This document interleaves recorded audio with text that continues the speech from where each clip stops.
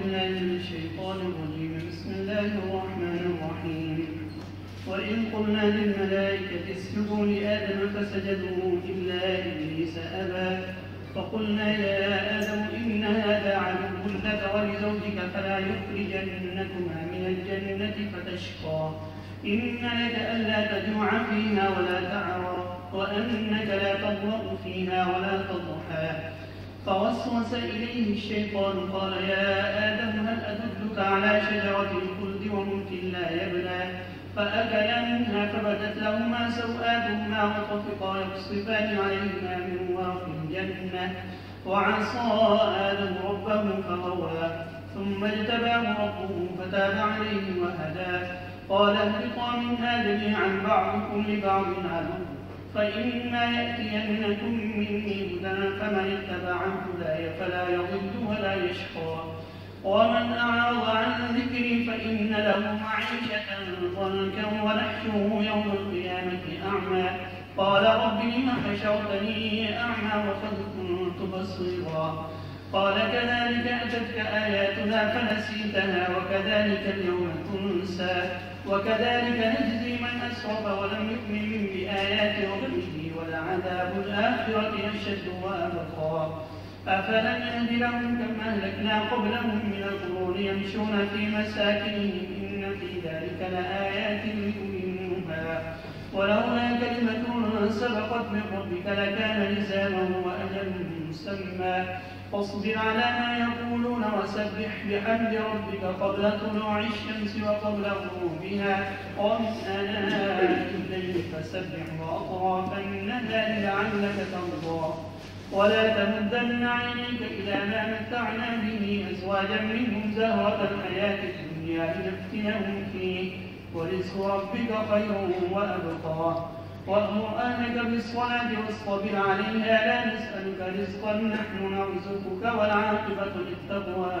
وقالوا لولا يأتينا بآية من ربه أولم تأتهم بينة ما في الصحف الأولى ولو أنا أهلكناهم بعذاب من قبله لقالوا ربنا لولا أرسلت إلينا رسولا فنتبع آياتك من قبل أن نذل ونخزى قل كل متربص فتربصوا فستعلمون من أصحاب الصراط السوي ومن اهتدى.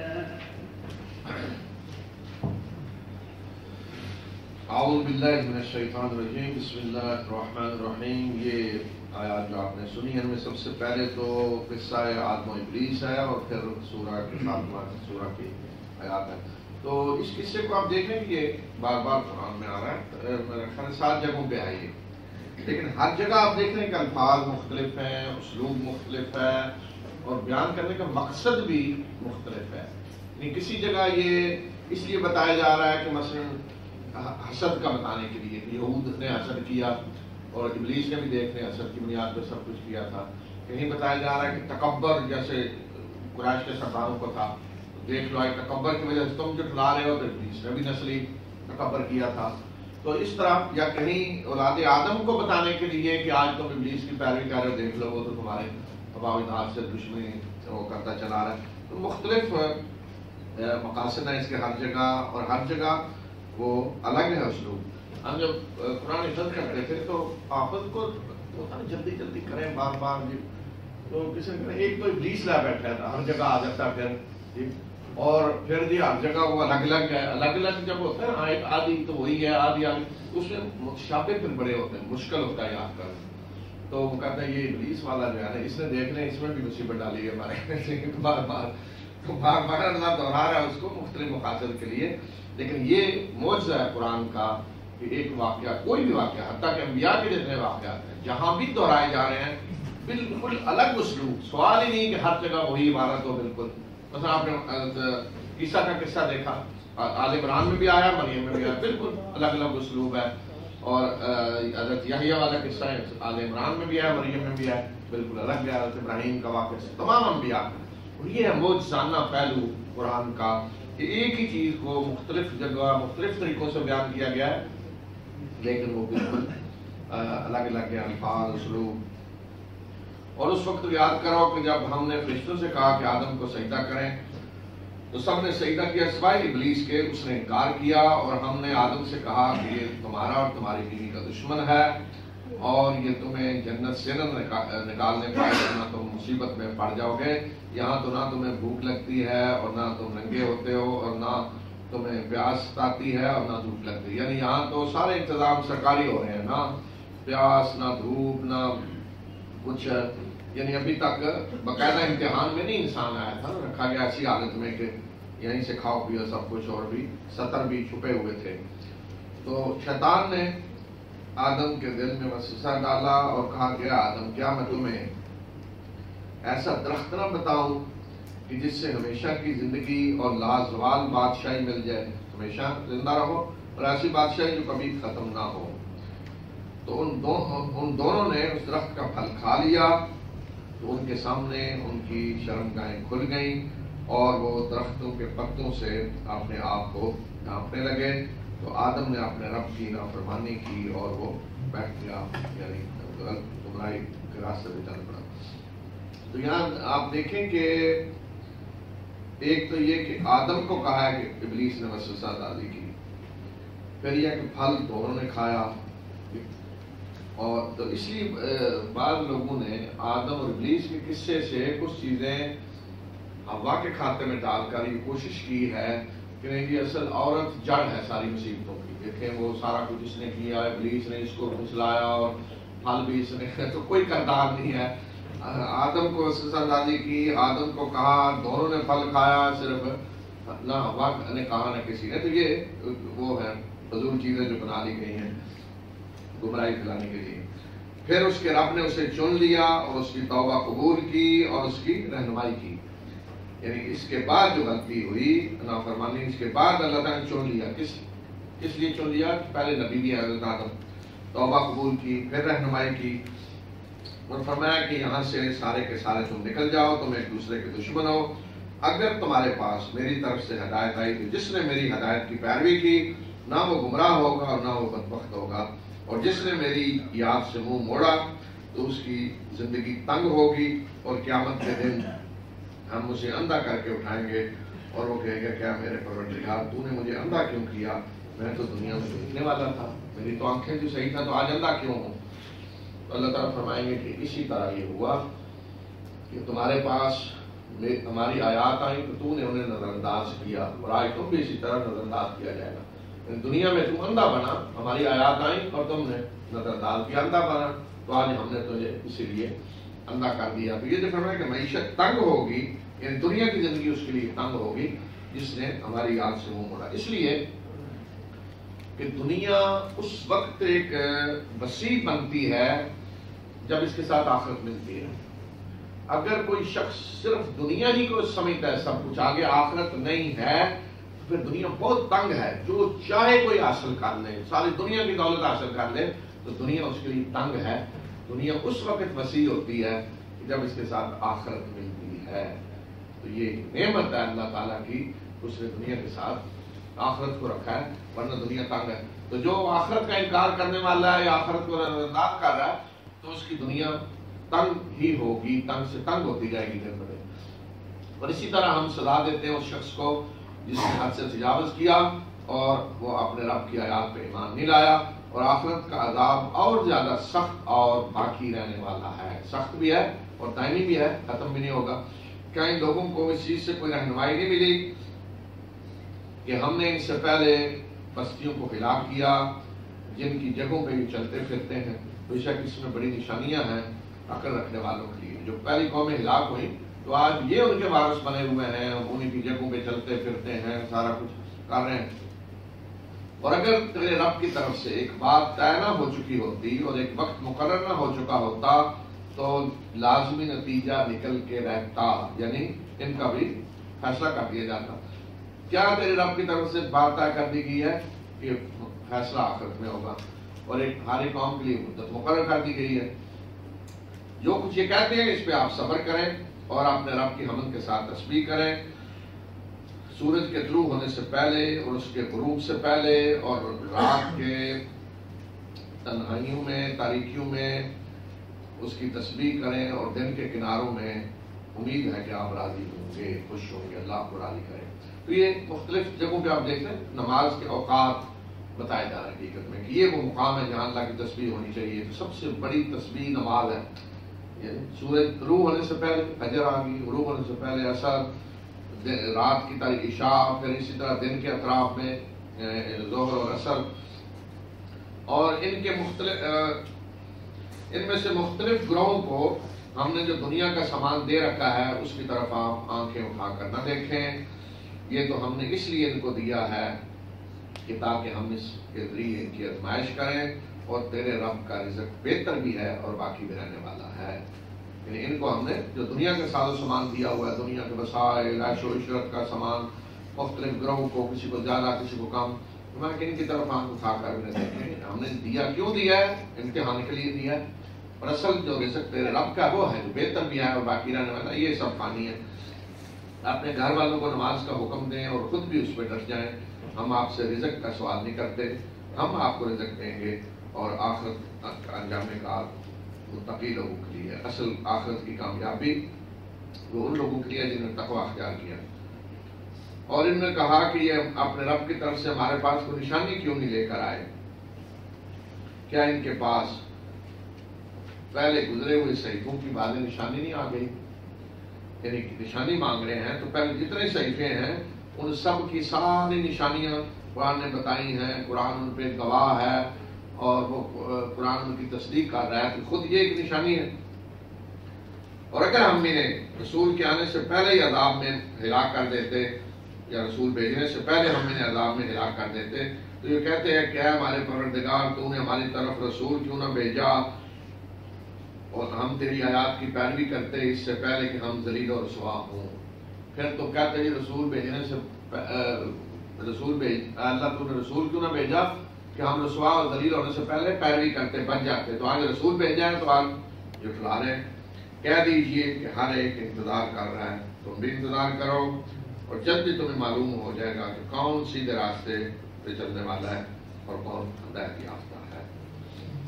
بسم اللہ الرحمن الرحیم۔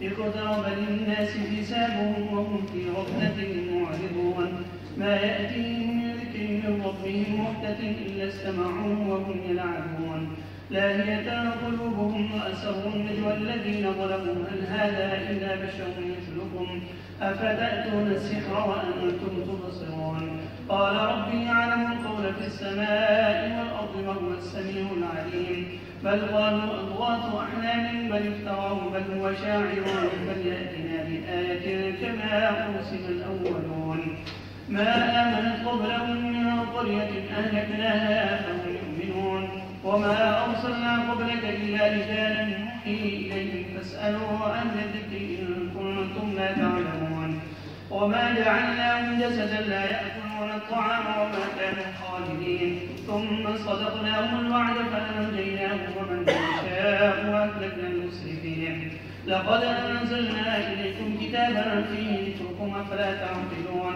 وكم قصمنا من قرية كانت ظالمة وأنشأنا بعدها قوما آخرين فلما أحسوا بأسنا إذا هم منها يركضون لا تركضوا وارجعوا إلى ما أخذتم فيه ومساكنكم لعلكم تسألون قالوا يا ويلنا إنا كنا ظالمين فما زالت تلك دعواهم حتى جعلناهم حصيدا خامدين وما خلقنا السماء والأرض وما بينهما لاعبين لو أردنا أن نتخذ لهوا لاتخذناه من لدنا إن كنا فاعلين بل نقذف بالحق على الباطل فيدمغه فإذا هو زاهق ولكم الويل مما تصفون وله من في السماوات والأرض ومن عنده لا يستكبرون عن عبادته ولا يستحسرون يسبحون الليل والنهار لا يفترون أم اتخذوا آلهة من الأرض هم ينشرون لو كان فيهما آلهة إلا الله لفسدتا فسبحان الله رب العرش عما يصفون لا يسأل عما يفعل وهم يسألون أم اتخذوا من دونه آلهة قل هاتوا برهانكم هذا ذكر من معي وذكر من قبلي بل أكثرهم لا يعلمون الحق فهم معرضون وما أرسلنا من قبلك من رسول إلا نوحي إليه أنه لا إله إلا أنا فاعبدون. وقال اتخذ الرحمن ولدا سبحانه بل عباد مكرمون لا يسبقونه بالقول وهم بأمره يعملون. يعلم ما بين أيديهم وما خلفهم ولا يشفعون إلا لمن ارتضى وهم من خشيته مشفقون. ومن يقل منهم إني إله من دونه فذلك نجزيه جهنم كذلك نجزي الظالمين. أولم يرى الذين كفروا أن السماوات والأرض كانتا رتقا ففتقناهما وجعلنا من الماء كل شيء حي فلا يؤمنون. وجعلنا في الأرض رواسي أن تميد بهم وجعلنا فيها فجاجا سبلا لعلهم يهتدون. وجعلنا السماء سقفا محفوظا وهم عن آياتنا معرضون. وهو الذي خلق الليل والنهار والشمس والقمر كل في فلك يسبحون. وما جعلنا لبشر من قبلك الخلد أفإن مت فهم الخالدون. كل نفس ذائقة الموت ونبلوكم بالشر والخير فتنة وإلينا ترجعون. وإذا رآك الذين كفروا يتخذونك إلا هزوا أهذا الذي يذكر آلهتكم وهم بذكر الرحمن هم كافرون. خلق الإنسان من عجل ما سأريكم آياتي فلا تستعجلون. ويقولون متى هذا الوعد إن كنتم صادقين. لو يعلم الذين كفروا حين لا يكفون عن وجوههم النار ولا عن ظهورهم ولا هم ينصرون. بل تأتيهم بغتة فتبهتهم فلا يستطيعون ردها ولا هم ينظرون. ولقد استهزئ برسل من قبلك فحاق بالذين سخروا منهم ما كانوا به يستهزئون. قل من يكلؤكم بالليل والنهار من الرحمن بل هم عن ذكر ربهم معرضون. أم لهم آلهة تمنعهم من دوننا لا يستطيعون نصر أنفسهم ولا هم منا يسحبون. بل متعنا هؤلاء وآباءهم حتى طال عليهم العمر أفلا يرون أنا نأتي الأرض ننقصها من أطرافها هل هم ظالمون. قل إنما أنذركم بالوحي ولا يسمع الصم الدعاء إذا ما ينذرون. ولئن مستهم نفحة من عذاب ربك ليقولن يا ويلنا إنا كنا ظالمين. ونضع الموازين القسط ليوم القيامة فلا تظلم نفس شيئا وإن كان مثقال حبة من خردل أتينا بها وكفى بنا حاسبين. ولقد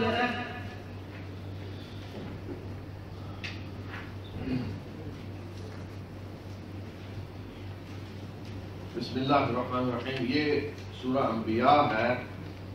یہ بھی مکی صورت ہے اور اس کا نام انبیاء اس وجہ سے رکھا گیا کہ اس میں بہت سارے انبیاء کا ذکر آیا ہے. یعنی صرف یہ نہیں کہ انبیاء کا لفظ آیا ہے بلکہ انبیاء کا ذکر آیا ہے. اور اس صورت میں انبیاء کا ذکر تاریخی ترتیب سے نہیں ہے. مثلا جیسے نوح کا پہلے ذکر ہوتا ہے پھر قوم عاد اور سمود اور مدین والے قوم لوط اور پھر آگے بنی اسرائیل کا ذکر آتا ہے. اس میں تاریخی ترتیب سے ہٹ کر انبیاء کا ذکر ہے. تھوڑے تھوڑے واقعات انبیاء کی زندگی سے تھوڑے تھوڑے دیے گئے ہیں. صرف حضرت ابراہیم کا واقعہ تھوڑا تفصیل سے ہے. تو یہ سورج جو ہے اس کا مرکزی موضوع توحید رسالت اور آخرت ہے. انہی تینوں مقاصد کو بیان کرنے کے لیے انبیاء کا بھی ذکر آیا ہے اور مختلف طریقوں سے لوگوں کو سمجھایا جا رہا ہے. لوگوں کے حساب کا وقت قریب آ گیا ہے اور ان کا حال یہ ہے کہ وہ غفلت میں پڑے ہوئے منہ موڑ رہے ہیں.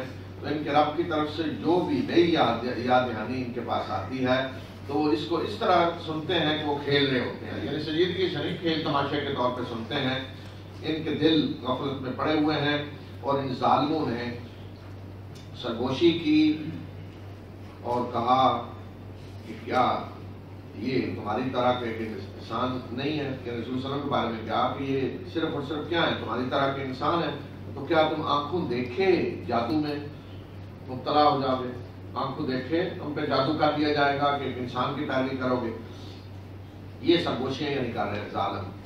قریش کے سرداروں کے بارے میں کہا جا رہا ہے کہ جو پراپوگنڈا وہ کرتے آپس میں مل کے مشورے کیا ہوتے تھے کہ عوام کو کہیں گے یہ تو انسان ہے تم جیسے تو پھر آنکھوں دیکھتے ایک انسان کو رسول مان لو گے تو یہ تو جادو کیا جا رہا ہے. تو پھر رسول نے کہا کہ میرا رب جانتا ہے اس بات کو جو آسمان و زمین میں کہی جاتی ہے اور وہ سننے والا اور جاننے والا ہے. بلکہ انہوں نے تو کہا کہ یہ تو پراگندہ خواب ہیں، بلکہ انہوں نے کہا کہ انہوں نے خود اس کو گھڑ لیا ہے، بلکہ یہ شاعر ہیں تو یہ ہمارے پاس کوئی نشانی لے کر آئیں جس طرح کی نشانیاں دے کر پہلے رسولوں کو بھیجا گیا. تو گویا کہ قرآن کی ساری دعوت کہتے ہیں یہ پراگندہ خواب ہے، گھڑ لیا ہے انہوں نے، شاعر ہیں یہ سارے الگ الگ، کبھی کہتے شاعر، کبھی کہتے یہ گھڑا ہوا ہے، کوئی نشانی لائیں معجزہ پڑا جیسے پہلے رسولوں کو معجزات عطا کیے. اچھا عجیب بات یہ ہے کہ یہ جو الزام یہ تو مکہ میں لگائے گئے، جاہل لوگ تھے بڑے. میں کتاب ایک پڑھ رہا تھا ایک غیر مسلم کی، مستشرق کچھ ہے غیر مسلموں میں وہ لوگ جنہوں نے باقاعدہ یورپین، جنہوں نے عربی زبان سیکھی، باقاعدہ ان کی یونیورسٹیوں میں عربی زبان پڑھائی گئی، انہوں نے سیکھی. ان میں جرمن سب سے زیادہ آگے تھے. عربی زبان اس مقصد کے لیے سیکھی کہ اسلام کو پڑھ کے اس کے اندر سے کوئی غلطیاں نکالیں اور تاکہ اس کے خلاف پروپیگنڈا کریں اور ثابت کریں یہ جھوٹ ہے سارا، اور یہ اس کے لیے انہوں نے عربی سیکھی. اور بڑے بڑے عربی کے ماہر ان میں ہوئے، بڑی بڑی کتابیں انہوں نے لکھی، عربی میں لکھی. تو ان میں سے ایک کتاب میں پڑھ رہا تھا تو وہ آج بھی یہی بات رسول صلی اللہ علیہ وسلم کے بارے میں کہی ہے کہ اندازہ کریں کہ آدمی اس پورے قرآن کو پڑھ کر یہ بات کہے کہ نہیں جی وہ کچھ خواب سے آپ دیکھتے تھے ایسے، بس یہ جو ہے یہ کہیں پراگندہ خواب ہے کچھ، پھر کو خواب کچھ ہے. تو وہ اس طرح کی باتیں آج بھی ایک مستشرق نے کی. تو یہ ہوتا ہے کہ جب آدمی مت ماری جائے، عقل سے کام نہ لے، تو صرف اس نے فیصلہ کیا ہوا ہو کہ میں نے غلطیاں ڈھونڈنی ہیں کہیں سے. لیکن بعد اب ایسا بھی ہوا ہے کہ کسی کو غلطیاں ڈھونڈنے کے لیے لگایا اور وہ ایمان لیا ہے. مصر کا واقعہ ہے، 2-3 سال پہلے کی بات ہے کہ وہاں کافی عیسائی مسلمان ہو رہے تھے. تو انہوں نے اپنے بہت بڑے معروف پادری کو لگایا کہ اس میں عرب تھے کہ پڑھیں قرآن اور اس میں سے غلطیاں ایسی بنائیں کہ ہم اپنے نوجوانوں کو بتائیں کہ یہ ہے دین، اس میں جا رہے ہو تم. تو وہ جب اس نے پڑھنا شروع کیا تو وہ ایمان لے آیا خود، اور وہ بہت بڑا اسلام کا داعی ہے، اسلام کی دعوت دینے والا.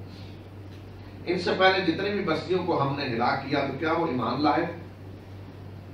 تو کیا اب یہ ایمان لائے؟ فرمایا کہ جتنی بستیاں پہلے ہم نے ہلاک کیا تو ایمان نہیں لائے، تو کیا اب یہ ایمان لے آئیں گے؟ اسی طرح ہوا ہے، کوئی ایمان لانے کے لیے تیار نہیں ہوتا. اور ہم نے آپ سے پہلے جو بھی رسول بھیجے تو وہ آدمی تھے، ہم ان کی طرف وہی کرتے رہے ہیں. تو اہل ذکر سے پوچھ لیں اگر تم نہیں جانتے. یہ سب سے بڑا اعتراض تھا کہ یہ انسان ہے، فرمایا کہ جو پہلے بھیجے وہ بھی انسان ہی تھے، آدمی تھے، ہم صرف وہی کرتے رہے ہیں. یہ فرق تھا کہ وہ اللہ کے رسول تھے، ان کی طرف وہی ہم نے کی. اور ہم نے ان کو ایسے جسم نہیں عطا کیے تھے کہ وہ کھانا نہ کھاتے ہوں، اور نہ ہی وہ ہمیشہ رہنے والے تھے. ایسے جسم نہیں دیے کہ انہیں کھانے کی ضرورت تھی، ان کو بھوک بھی لگتی تھی، کھانا بھی کھاتے تھے، اور نہ ہمیشہ رہنے والے تھے. انہیں موت بھی آئی، دنیا سے رخصت بھی ہوئے. پھر ہم نے ان سے اپنا وعدہ پورا کیا، سچا کیا، اور ہم نے انہیں نجات دی، اور جن کو ہم نے چاہا اور حد سے تجاوز کرنے والوں کو ہم نے ہلاک کر دیا. جو اللہ کا وعدہ ہے رسولوں سے کہ آخر انہیں اللہ تعالیٰ نجات دے گا دشمنوں کے مقابلے میں، تو اللہ نے مدد کی، دشمنوں کو ہلاک کیا، اللہ کے رسولوں اور ایمان لانے والوں کو نجات دی، جس طرح سارے واقعات بتائے ہیں قرآن میں. اور ہم نے آپ کی طرف یہ کتاب نازل کی ہے، اس میں آپ کے حصے کی یاد دہانی ہے، جس میں کیا تم عقل سے کام نہیں لیتے؟ یعنی عربوں کو کہا جا رہا ہے، قریش کو، تمہارے حصے کی یاد دہانی کے لیے یہ کتاب نازل کی ہے، کیا تم عقل سے کام نہیں لیتے؟ اور کتنی بستیاں ہیں جن کو ہم نے پیس کے رکھ دیا، برباد کر کے رکھ دیا، جو ظالم تھیں، اور ہم نے اس کے بعد دوسری قوموں کو اٹھایا. اور جب انہوں نے ہمارے عذاب کو محسوس کیا، وہ لگے وہاں سے بھاگنے، تو ہم نے کہا اب بھاگو نہیں، چلو آپ ان قیامگاہوں کی طرف کہ جہاں تمہیں سامان عشر عشرت دیا گیا تھا، تاکہ تم سے اب پوچھا جائے. اللہ کا عذاب محسوس کیا تو بھاگنے لگے، تو اللہ نے کہ نہیں، اب چلو وہیں عذاب آئے گا جہاں تمہیں عشر عشرت کا سامان دیا گیا تھا، تاکہ ذرا تم سے پوچھا جائے کیا کر رہے تھے. تو انہوں نے کہا کہ ہائے ہماری بدبختی، بے شک ہم ظالم تھے. تو یہی واویلا وہ کرتے رہے یہاں تک کہ ہم نے انہیں بالکل بجھا کے رکھ دیا، جڑ کاٹ کے رکھ دی، جیسے فصل کاٹ کے بالکل ختم کر کے رکھ دیا جاتا. اور ہم نے آسمانوں اور زمین اور اس کے درمیان جو کچھ ہے اس کو کھیل تماشے کے طور پہ نہیں بنایا. اگر ہم کو کھیل تماشا کرنا چاہتے تو اسے خاص اپنے یہاں ہی کر لیتے اگر ہم کچھ کرنے والے ہوتے ہیں. اللہ تعالیٰ فرمائے کہ کائنات کو کھیل تماشا نہیں ہے جس طرح لوگ سمجھتے بات جو کھیل تماشا ہو رہا ہے، یہ وہ بیٹھ کے اللہ تماشا دیکھ رہا ہے، انسانوں کو پیدا کر دیا، تو میں کہ یہ کھیل تماشا نہیں ہے. اگر کوئی کھیل تماشا ہوتا تو ہم یہی کر لیتے، انسانوں کو مروانے کی کیا ضرورت تھی پیدا کر کے، بلکہ ہم حق کو باطل پہ حق کی باطل پہ ضرب لگاتے ہیں اور وہ اس کا بیجا نکال دیتا ہے اور وہ باطل برباد ہو کے رہتا ہے.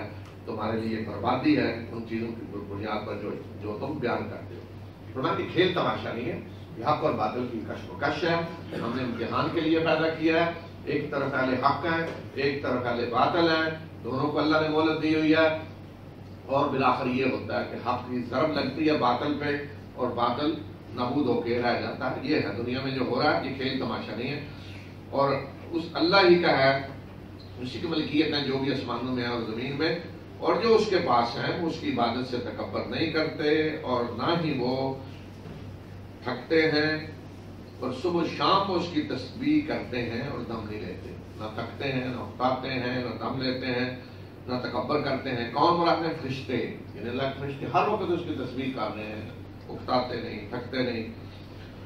کیا انہوں نے زمین میں سے کچھ خدا بنائے ہوئے ہیں جو پیدا کرتے ہیں؟ یعنی ہے کوئی خدا زمین میں اور انہوں نے جو بنایا جو اللہ کی طرح پیدا کرتے ہیں؟ اگر ان دونوں میں آسمان و زمین میں کوئی اور خدا ہوتے اللہ کے سوا تو ان کا نظام بگڑ جاتا. پاک ہے اللہ عرش کا مالک ان باتوں سے جو یہ کرتے ہیں. تو میں کہ اگر یہ سمجھ رہے ہیں کہ خدا ہے زمین میں تو لائیں سامنے، اور اگر اللہ کے سوا اور خدا ہوتے آسمان و زمین میں تو نظام تباہ ہو چکا ہوتا. اب تک لڑ بھڑ کے سب کوئی تباہ کر چکے ہوتے. آپ دیکھتے ہیں ایک ملک میں اگر اختیارات کا توازن نہ ہو تو کیا اثر ہوتا ہے؟ مختلف گروپ لڑتے ہیں، تباہ و برباد. اب کیا ہو رہا ہے سیریا میں، لیبیا میں؟ اوپر طاقت نہیں ہے نا بڑی، گروہ آپس میں لڑ رہے کرتے ہیں، تباہ و برباد سب. اس طرح اگر کائنات میں بھی مختلف خدا ہوتے، ہر کی اپنی اپنی فوجیں، اپنی اپنی مخلوق، تو پھر لڑائیاں ہو رہی ہوتی ہیں، بربادیاں ہو رہی ہوتی. پتہ چلتا ہے جدھر سے میزائل آ رہا ہے اور وہ جا لگا ہے سورج کو، اور وہ میزائل دوسرے نے مارا ہے، وہ فلاں ستارے کو جا لگا ہے، تو ساری بربادی ہو چکی ہوتی. تو یہ کائنات گواہی دے رہی ہے اس کا خالق اور مالک اور اس پہ حکمرانی کرنے والا ایک ہے. اللہ کو پاک ہے کہ ان باتوں سے جو یہ بیان کرتے ہیں، یعنی جو اس کے شریک چاہتے ہیں. جو کچھ وہ کرتا ہے اس سے پوچھا نہیں جاتا، اور ان سب سے پوچھا جائے گا. یعنی اللہ کسی کے آگے جواب دہ نہیں ہے، لیکن یہ سب جواب دہ ہیں. کیا انہوں نے اس کے سوا کچھ خدا بنا لیے ہیں؟ کیا دیجیے کہ لاؤ اپنی دلیل. اگر وہ خدا ہے تو ان کی دلیل لاؤ. یہ ہے یاد دہانی ان کی جو میرے ساتھ ہیں اور ان کی جو مجھ سے پہلے گزرے ہیں، بلکہ ان میں سے اکثر حق کو نہیں جانتے اور وہ منہ موڑ رہے ہیں. یعنی یہ یاد دہانی میرے ساتھ یہ لوگوں کی، یعنی اس دور کی بھی موجود ہے، پہلی بھی موجود ہے. تو کیا کسی بھی اللہ کی کتاب میں کوئی ذکر آیا ہے کہ اللہ نے کوئی شریک ٹھہرایا ہوا ہے؟ کسی نبی نے بتایا ہو، پہلی کتابوں میں کوئی آیا ہو؟ تو کبھی اللہ کی طرف سے تو کبھی نہیں بتایا گیا کہ اللہ کے کوئی شریک ہے. میں اصل یہ حق کو جانتے نہیں، اس لیے منہ موڑ رہے ہیں. اور ہم نے آپ سے پہلے جو بھی رسول بھیجا تو اس کی طرف ہم یہی کرتے رہے ہیں کہ میرے سوا کوئی معبود نہیں، زیادہ میری ہی عبادت کرو. یعنی لا الہ الا اللہ ہی کی دعوت دیتے رہے ہیں. اس کو دوسرے لفظوں میں کہ اللہ کے سوا کوئی معبود نہیں، یا اللہ خود جب کہے گا تو یہ بھی ہے کہ اللہ تعالیٰ کہہ رہا ہے خود کہ میرے سوا کوئی معبود نہیں، زیادہ میری ہی عبادت کرو. اور انہوں نے کہا کہ رحمان نے کسی کو بیٹا بنایا ہے. پاک ہے وہ، بلکہ وہ اس کے معزز بندے ہیں. کنہوں نے کہا بیٹا بنایا ہے؟ یعنی عیسائیوں نے. ایک تو یہ ہے عیسائیوں میں، لیکن یہاں عیسائی مراد نہیں، یہاں مشرکین عرب مراد ہے کہ جو فرشتوں کے بارے میں کہتے تھے کہ اللہ کی بیٹیاں ہیں، بیٹے ہیں. فرمایا کوئی اس کا بیٹا نہیں، بلکہ سب اس کے معزز بندے ہیں. کون یہاں مراد ہے؟ فرشتے. یاد ہے کہ فرشتوں کو بندہ کہا گیا ہے. جو فرشتے اللہ کے معزز بندے ہیں وہ آگے بڑھ کے اس سے کوئی بات نہیں کرتے اور وہ اس کے حکم پہ عمل کرتے ہیں. یعنی فرشتوں کا یہ مجال نہیں کہ آگے بڑھ کے اللہ سے کوئی بات کریں اور جا کے یہ کہیں یہ مشورے دیں یہ ہونا چاہیے اور ایسا کریں، نہیں. بلکہ ان کا کام کیا ہے؟ وہ اللہ کے حکم پہ عمل کرتے ہیں. اللہ جانتا ہے جو کچھ ان کے آگے ہے پیچھے ہے، اور وہ نہیں سے بات کرتے مگر اسی کی جس کو اللہ پسند کرے، جس کے لیے اللہ پسند کرے، اور وہ اس کی خشیت سے لرزاں رہتے ہیں. ہر وقت کانپ رہے ہوتے ہیں وہ اللہ کے ڈر سے. کون؟ فرشتے. اور ان میں سے جو یہ کہے کہ میں اللہ کے سوا معبود ہوں، میں الہ ہوں، یعنی لوگوں کو کہے کہ میری عبادت کرو، میں الہ ہوں، اسے ہم جہنم کی سزا دیں گے، اور اس طرح ہم ظالموں کو سزا دیتے ہیں۔ کیا ان لوگوں نے جنہوں نے کفر کیا دیکھا نہیں کہ آسمان و زمین جڑے ہوئے تھے، ہم نے ان کو جدا کیا اور ہم نے پانی سے ہر زندہ چیز کو پیدا کیا۔ میں نے پہلے بھی کہا کہ قرآن سائنس کی کتاب نہیں ہے، قرآن اللہ کی نشانیاں بتا رہا ہے، ربوبیت کی نشانیاں، لیکن بعض چیزیں جو قرآن بتا رہا ہے نعمت کے طور پہ نشانی، ان میں وہ چیزیں ہیں جو آج جہاں تک سائنس پہنچ رہی ہے۔ تو یہ بتا کہ کائنات پیدا کس طرح ہوئی، بلکہ پہلے کیا تھا کہ مادہ تھا، سب جڑے ہوئے تھے، الگ الگ نہیں تھے، مادہ تھا ایک، اور ہم نے اسے پھاڑا، کہتے ہیں مادے کو پھاڑا گیا اور سب کچھ بنا۔ تو یہاں یہ بتایا جا رہا ہے کہ آسمان و زمین پوری کائنات کے ایک مادہ، ہم نے اسے پھاڑا اور پھر ہم نے پیدا کیا ہر چیز کو اس سے۔ تو ہم نے ہر زندہ چیز کو پانی سے پیدا کیا، کیا یہ ایمان نہیں لائیں گے؟ اور ہم نے زمین میں پہاڑ کاٹ دیے کہ کہیں یہ انہیں لے کر لڑک نہ جائے، اور ہم نے اس میں راستے بنا دیے تاکہ یہ ہدایت پائیں، یا ہدایت پانے کا راہ پائیں۔ یعنی پہاڑوں کو بنایا تو اس طرح نہیں کہ بند کر دیا، راستے بھی اس میں بنا دیے، درے رکھ دیے، اور ہم نے آسمان کو محفوظ چھت بنا دیا، اور ان کا حال یہ ہے کہ یہ اس کی نشانیوں سے منہ موڑے ہوئے ہیں۔ یعنی محفوظ چھت کے اوپر سے کوئی چیز زمین کی طرف ہے، یہاں آسمان سے مراد ہے آسمان دنیا، تو زمین کے اوپر اللہ تعالیٰ جو رکھتی ہے غلاف ایک پورا جو حفاظت کر رہا ہے، جس کے بارے میں آپ کہتے ہیں یہ خطرہ ہے، اس میں سوراخ ہو رہے ہیں، گرمی اور موسمی حالات بدلیں گے، تو وہ ایسا غلاف ہے کہ جو اوپر سے کوئی چیز نہیں آنے دے رہا نیچے، اور جس کے نیچے پھر ساری زمین کی ضرورتیں اللہ نے رکھ دی ہیں، آکسیجن رکھ دی، سب کچھ ہوا رکھ دی۔ تو یہ فرمایا یہ ساری نشانیاں ہیں، لیکن ان نشانیوں سے یہ منہ موڑے ہوئے ہیں۔ اور وہی ہے جس نے رات اور دن کو پیدا کیا اور سورج اور چاند کو، ہر ایک اپنے اپنے مدار میں تیر رہے ہیں، مدار میں تیر رہے ہیں، یہ چل رہے ہیں، تیر رہے ہیں۔ وہ آج جہاں انسان کا علم پہنچا ہے، قرآن نے 14 سال پہلے بتا دیا کہ سورج اور چاند اور یہ سارے ستارے تیر رہے ہیں فضا کے اندر، اپنے اپنے مدار کے اندر۔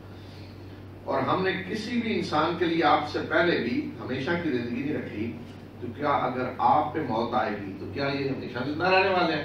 اور یہ بھی کہتے نہیں انہوں نے تو مر جانا، ختم ہو جانا ہے، پھر کچھ نہیں، دین بھی ختم ہو جائے گا سارا، ان کا دعوت بھی۔ فرمایا کہ ٹھیک ہے، آپ سے پہلے بھی کوئی ہمیشہ کے لیے نہیں آیا، تو آپ کو بھی موت آنی ہے، لیکن کیا یہ ہمیشہ زندہ رہنے والے ہیں جو اس طرح کی باتیں کر رہے ہیں؟ ہر ایک نے موت کا مزہ چکھنا ہے، اور ہم تمہیں دکھ اور سکھ کے ذریعے آزماتے ہیں پرکھنے کے لیے، اور ہماری طرف تمہیں پلٹا کے لایا جائے گا۔ دنیا میں امتحان کا اللہ تعالیٰ بتا رہے ہیں کہ ہم دکھ سکھ سے امتحان لیتے ہیں، ہمارا خوشیاں بھی دیتے ہیں، غم، تکلیفیں، پریشانیاں، بیماریاں، صحت، دولت، فقر و فاقہ، مختلف طریقوں سے ہم امتحان لے رہے ہیں۔ یہ بھی امتحان کی شکل ہے، یہ بھی امتحان کی، صحت دی ہے امتحان کے لیے، بیماری دی ہے امتحان کے لیے، دولت دی ہے امتحان کے لیے، فقر و فاقہ ہے امتحان کے لیے، یہ ساری شکلیں امتحان کے لیے، اولاد دی ہے امتحان کے لیے، نہیں دی وہ بھی امتحان، پرکھنے کے لیے اس حالت میں کیا کرتے ہو، اس حالت میں ہر ایک کا امتحان ہو رہا ہے، اور پھر ہماری طرف تمہیں پلٹایا جائے گا، پھر ہم آپ دیکھیں گے تم تو اس امتحان میں کتنے نمبر لے کر آئے ہو۔ اور جب وہ لوگ جنہوں نے کفر کیا آپ کو دیکھتے ہیں تو آپ کا مذاق بنا لیتے ہیں اور کہتے ہیں کہ یہ ہیں جو ہمارے الہوں کی حجب کرتے ہیں، اور یہ خود ان کا حال یہ ہے کہ رحمان کے ذکر کے یہ منکر ہیں۔ رسول صلی اللہ علیہ وسلم کو جب دیکھتے تو آپس میں مذاق آپ کا اڑاتے کہتے ہیں اچھا یہ آپ کے معبودوں کو برا بلا کہتے ہیں، یہ ہیں جو ہمارے معبودوں کو برا بلا کہتے ہیں۔ فرمایا کہ خود حال یہ ہے کہ رحمان کے ذکر کے منکر ہیں۔ میں نے کہا کہ قریش رحمان کا نام ہی لیتے تھے، نہیں جی رحمان ہم نے نہیں، یہ تو اہل کتاب کا لفظ ہے، ہم تو فرمایا خود رحمان کے منکر ہیں، اور رسول صلی اللہ علیہ وسلم کو کہہ رہے ہیں کہ ہمارے معبودوں کی حجب کرتے ہیں۔ انسان جلد باز پیدا کیا گیا ہے، جلدی میں تمہیں دکھاؤں گا اپنی نشانیاں، تم مجھ سے جلدی نہ بچاؤ۔ یعنی انسان کی فطرت میں جلد بازی ہے، یہ کہنا وہ فلاں کو فلاں چیز کی خمیر سے بنایا ہے، تو کہ جلد بازی کی خمیر سے بنا ہوا ہے، تو جلدی جلدی چاہتا ہے کہ جلدی نہ بچاؤ، ان قریب میں نشانیاں دکھاؤں گا جو مانگ رہے ہو، مطالبہ کر رہے ہو۔ اور یہ کہتے ہیں کہ یہ کب وعدہ پورا ہوگا اگر تم سچے ہو؟ کاش کہ کافر اس وقت کو جانتے جب یہ اپنے چہروں سے آگ کو نہیں ہٹا سکیں گے، اور نہ اپنی پیٹھوں سے، اور نہ ہی ان کی مدد کی جائے گی، بلکہ وہ عذاب ان پہ اچانک آ جائے گا اور وہ انہیں مضبوط کر کے رکھ دے گا، اور پھر نہ ہی اس کو ٹال سکیں گے اور نہ ہی انہیں کو مہلت دی جائے گی۔ فرمایا یہ کب آئے گا کب؟ فرمایا کاش کے دیکھتے کہ جب آگ کو چہروں سے بے بسی کی تصویر کھینچی نا، آدمی دیکھیں سب سے پہلے اپنے چہرے سے ہر چیز ہٹاتا ہے. اتنی بے بسی ہوگی کہ آگ چہروں پہ آ رہی ہوگی ہٹا نہیں سکیں گے، پیٹوں میں جلا رہی ہے کچھ کر نہیں سکیں گے. فرمایا کاش اس وقت کو دیکھیں، جلدی نہ مچاؤ، لے آئے عذاب، لے آؤ، عذاب آئے گا اچانک اور پھر تمہاری حالت کیا ہوگی؟ کچھ نہیں، نہ اپنی مدد کر سکو گے نہ ہی دی جائے گی. اور آپ سے پہلے بھی رسولوں کا مذاق اڑایا گیا، تو جنہوں نے مذاق اڑایا انہیں اسی چیز نے آ گھیرا جس کا وہ مذاق اڑایا کرتے تھے. کس کا مذاق اڑایا کرتے تھے؟ عذاب ہی نے آ گھیرا. کہہ دیجئے کہ رات اور دن میں کون تمہیں رحمان سے بچاتا ہے، بلکہ یہ اپنے رب کے ذکر سے منہ موڑے ہوئے ہیں. یعنی اگر اللہ عذاب دینا چاہے رات دن تو کون ہے جو تمہیں بچا سکتا ہے؟ اللہ ہی ہے جو بچا رہا ہے، محفوظ رکھ رہا ہے ہر قسم کی مصیبتوں تکلیفوں سے. کیا ان کے کوئی معبود ہیں جو انہیں ہم سے بچا لیں گے؟ وہ تو اپنی مدد نہیں کر سکتے اور نہ ہی ہمارے مقابلے میں ان کی کوئی مدد کی جائے گی، بلکہ ہم نے ان کو اور ان کے آباء و اجداد کو دنیا میں سامان زندگی دیا، یہاں تک ایک لمبا عرصہ ان پہ گزر گیا. کیا یہ دیکھتے نہیں کہ ہم زمین کی طرف بڑھتے چلے آ رہے ہیں، اس کے کناروں سے اسے کم کرتے آ رہے ہیں، تو کیا یہ غالب ہوں گے؟ فرمایا کہ اصل بات یہ ہے کہ ہم نے انہیں اور ان کے آباء و اجداد کو لمبا مدت مہلت دی، رزق دیا اور مل رہا ہے، کوئی کمی نہیں ہو رہی. تو اس لیے کہنا کہ کوئی پوچھنے والا ہی نہیں، کوئی حساب لینے والا نہیں. اصل چیز یہ ہے کہ مہلت، اصل لیکن 950 سال مہلت. مثلاً آپ سوچیں نوح جب دعوت شروع کی ہوگی تو بتایا ہوگا نا کہ اگر مجھے جو ڈرایا تو عذاب آ جائے گا، آتے ہی کہا ہوگا. تو اب یہ لفظ 950 سال لوگ سنتے رہے، کیا حال ہوا ہوگا؟ انہیں تو یقین کر لیا کوئی عذاب نہیں، کچھ نہیں، اور یہ عجیب تماشا کر رہے ہیں، جھوٹ بول رہے ہیں، یہ حال ہو گیا ہوگا. یہ فرمایا کہ لمبی مدت گزر جاتی ہے اور عیش و عشرت کا سامان مل رہا ہے، اس میں کوئی کمی نہیں آ رہی. تو یہ وجہ ہے جس وجہ سے یہ ساری حرکتیں کرتے ہیں. لیکن فرمایا کہ ہم بڑھتے آ رہے ہیں زمین کی طرف. مراد مکہ، چاروں طرف سے اسلام بڑھ رہا ہے مکہ کی طرف. افہم الغالب ہوں، کیا یہ غالب آئیں گے؟ نہیں، یہ مغلوب ہوں گے. اسلام بڑھ رہا ہے، وہ غالب آئے گا. کہہ دیجئے کہ میں تمہیں خبردار کرتا ہوں وحی کے ذریعے، اور بہرے جو ہیں جب انہیں ڈرایا جاتا ہے تو وہ آواز کو نہیں سنتے. میں تو تمہیں خبردار کر رہا ہوں، لیکن بہروں کا حال یہ ہے کہ انہیں اگر ڈرایا جا رہا نا کو آئی بلا ہٹو بچو، تو وہ تو سنتا ہی نہیں، تو وہ کیا کریں گے؟ اس لیے وہی حال تمہارا ہے. میں تمہیں خبردار کر رہا ہوں عذاب سے بچو، لیکن تم بہرے بنے ہوئے سننے کے لیے تیار نہیں ہو. اور اگر انہیں تیرے رب کی عذاب کا کوئی جھونکا بھی چھو گیا تو یہ کہیں گے کہ ہائے ہماری بدبختی، ہم ظالم تھے. ابھی تو بڑے وہ دھڑلے سے کہہ رہے لے آئے عذاب، اور عذاب کا معمولی سا جھونکا بھی آ گیا نا تو باولہ شروع کر دیں گے، ہم تو ظالم تھے. اور ہم عدل کے ترازو رکھیں گے قیامت کے دن، اور کسی پہ کچھ بھی ظلم نہیں کیا جائے گا. اور اگر ایک رائی کے دانے برابر بھی کسی کا کوئی عمل ہوگا تو اسے ہم لے آئیں گے سامنے، اور ہم حساب لینے کے لیے کافی ہیں. وَلَقَدْ آتَيْنَا مُوسَىٰ وَهَارُونَ الْفُرْقَانَ وَضِيَاءً وَذِكْرًا لِّلْمُتَّقِينَ الَّذِينَ يَخْشَوْنَ رَبَّهُم بِالْغَيْبِ وَهُم مِّنَ السَّاعَةِ مُشْفِقُونَ. وَهَٰذَا ذِكْرٌ مُّبَارَكٌ أَنزَلْنَاهُ أَفَأَنتُمْ لَهُ مُنكِرُونَ. وَلَقَدْ آتَيْنَا إِبْرَاهِيمَ رُشْدَهُ مِن قَبْلُ وَكُنَّا بِهِ عَالِمِينَ. إِذْ قَالَ لِأَبِيهِ وَقَوْمِهِ مَا هَٰذِهِ التَّمَاثِيلُ الَّتِي أَنتُمْ لَهَا عَاكِفُونَ. قالوا وجدنا آباءنا لها عابدين. قال لقد كنتم أنتم وآباؤكم في ضلال مبين. قالوا أجئتنا بالحق أم أنت من اللاعبين. قال بل ربكم رب السماوات والأرض الذي فطرهن وأنا على ذلكم من الشاهدين. وتالله لأكيدن أصنامكم بعد أن تولوا مدبرين. فجعلهم جدادا إلا كبيرا لهم لعلهم إليه يرجعون. قالوا من فعل هذا بآلهتنا إنه لمن الظالمين. قالوا سمعنا فتى يذكرهم يقال له إبراهيم. قالوا فأتوا به على أعين الناس لعلهم يشهدون. قالوا أأنت فعلت هذا بآلهتنا يا إبراهيم. قال بل فعله كبيرهم هذا فاسألهم إن كانوا ينطقون. فرجعوا إلى أنفسهم أنفسهم فقالوا إنكم أنتم الظالمون ثم نكسوا على رؤوسهم لقد علمت ما هؤلاء ينطقون قال أفتعبدون من دون الله ما لا ينفعكم شيئا ولا يضركم أف لكم ولما تعبدون من دون الله أفلا تعقلون قالوا حرقوه وانصروا آلهتكم إن كنتم فاعلين قلنا يا نار كوني بردا وسلاما على إبراهيم وأرادوا به كيدا فجعلناهم الأخسرين ونجيناه ولوطا إلى الأرض التي باركنا فيها للعالمين ووهبنا له إسحاق ويعقوب نافلة وكلما جعلنا صالحين وجعلناهم أئمة يهدون بأمرنا وأوحينا إليهم فعل الخيرات وإقام الصلاة وإيتاء الزكاة وكانوا لنا عابدين ولوطا آتيناه حكما وعلما ونجيناه من القرية التي كانت تعمل الخبائث إنهم كانوا قوم سوء فاسقين وأدخلناه في رحمتنا إنه من الصالحين. بسم اللہ الرحمن الرحیم. یہاں سے اب انبیاء کا ذکر شروع ہو رہا ہے، لیکن جیسا کہ میں نے پہلے کہا تاریخی ترتیب نہیں ہے. یہاں پہلے حضرت موسیٰ کا ذکر آ رہا ہے، پھر آگے حضرت ابراہیم کا. اور ہم نے موسیٰ اور ہارون کو فرقان یعنی حق و باطل میں فرق کرنے والی کتاب تورات اور روشنی اور ذکر عطا کیا جو متقی لوگوں کے لیے یاد دہانی.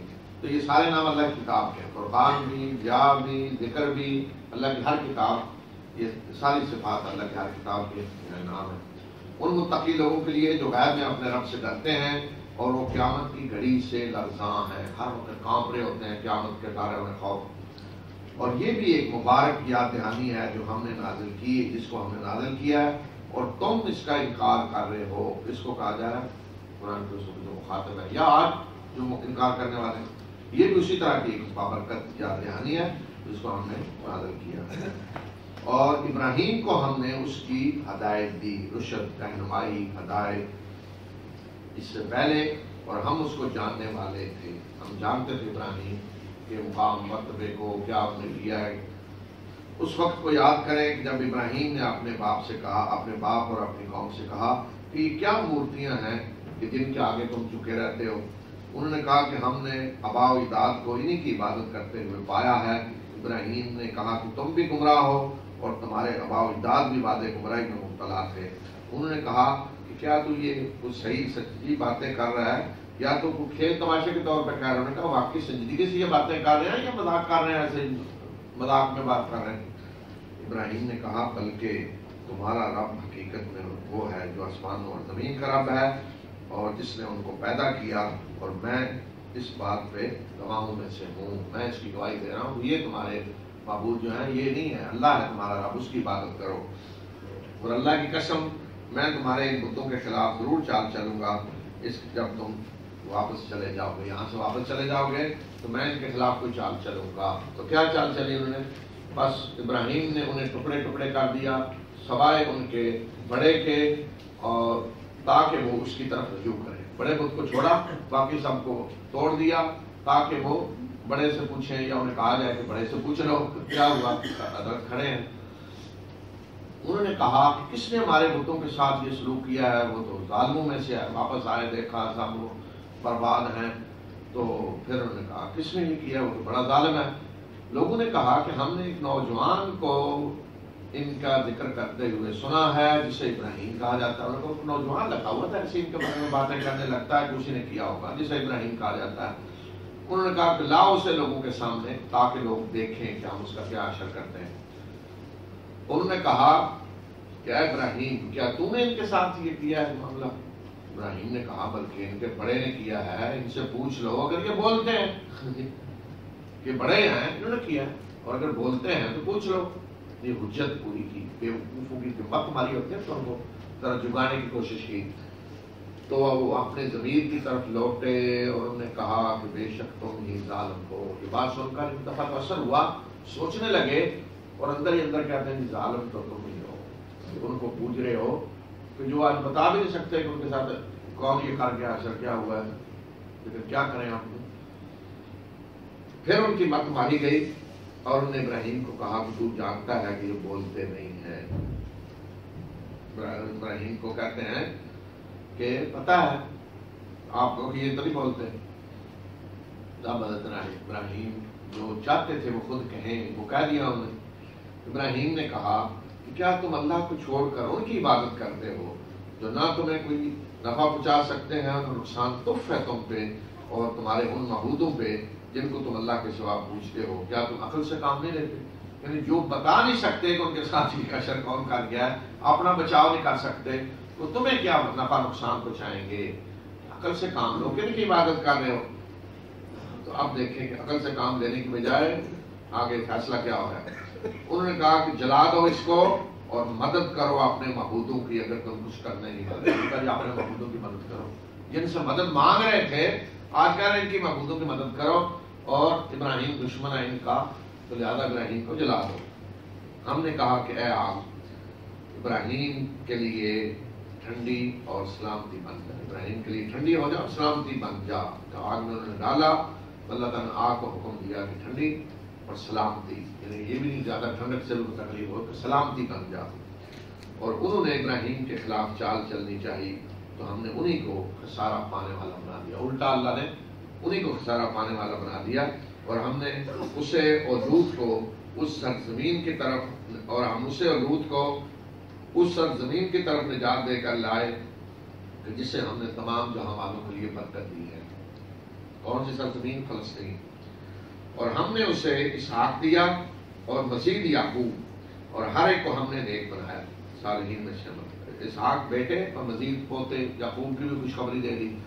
اور ہم نے ان سب کو امام بنایا جو ہمارے حکم سے رہنمائی کرتے تھے، اور ہم نے ان کی طرف وحی کی، نیک کام کرنے کی اور نماز قائم کرنے اور زکوٰۃ دینے کی، اور یہ سب ہمارے عبادت گزار تھے.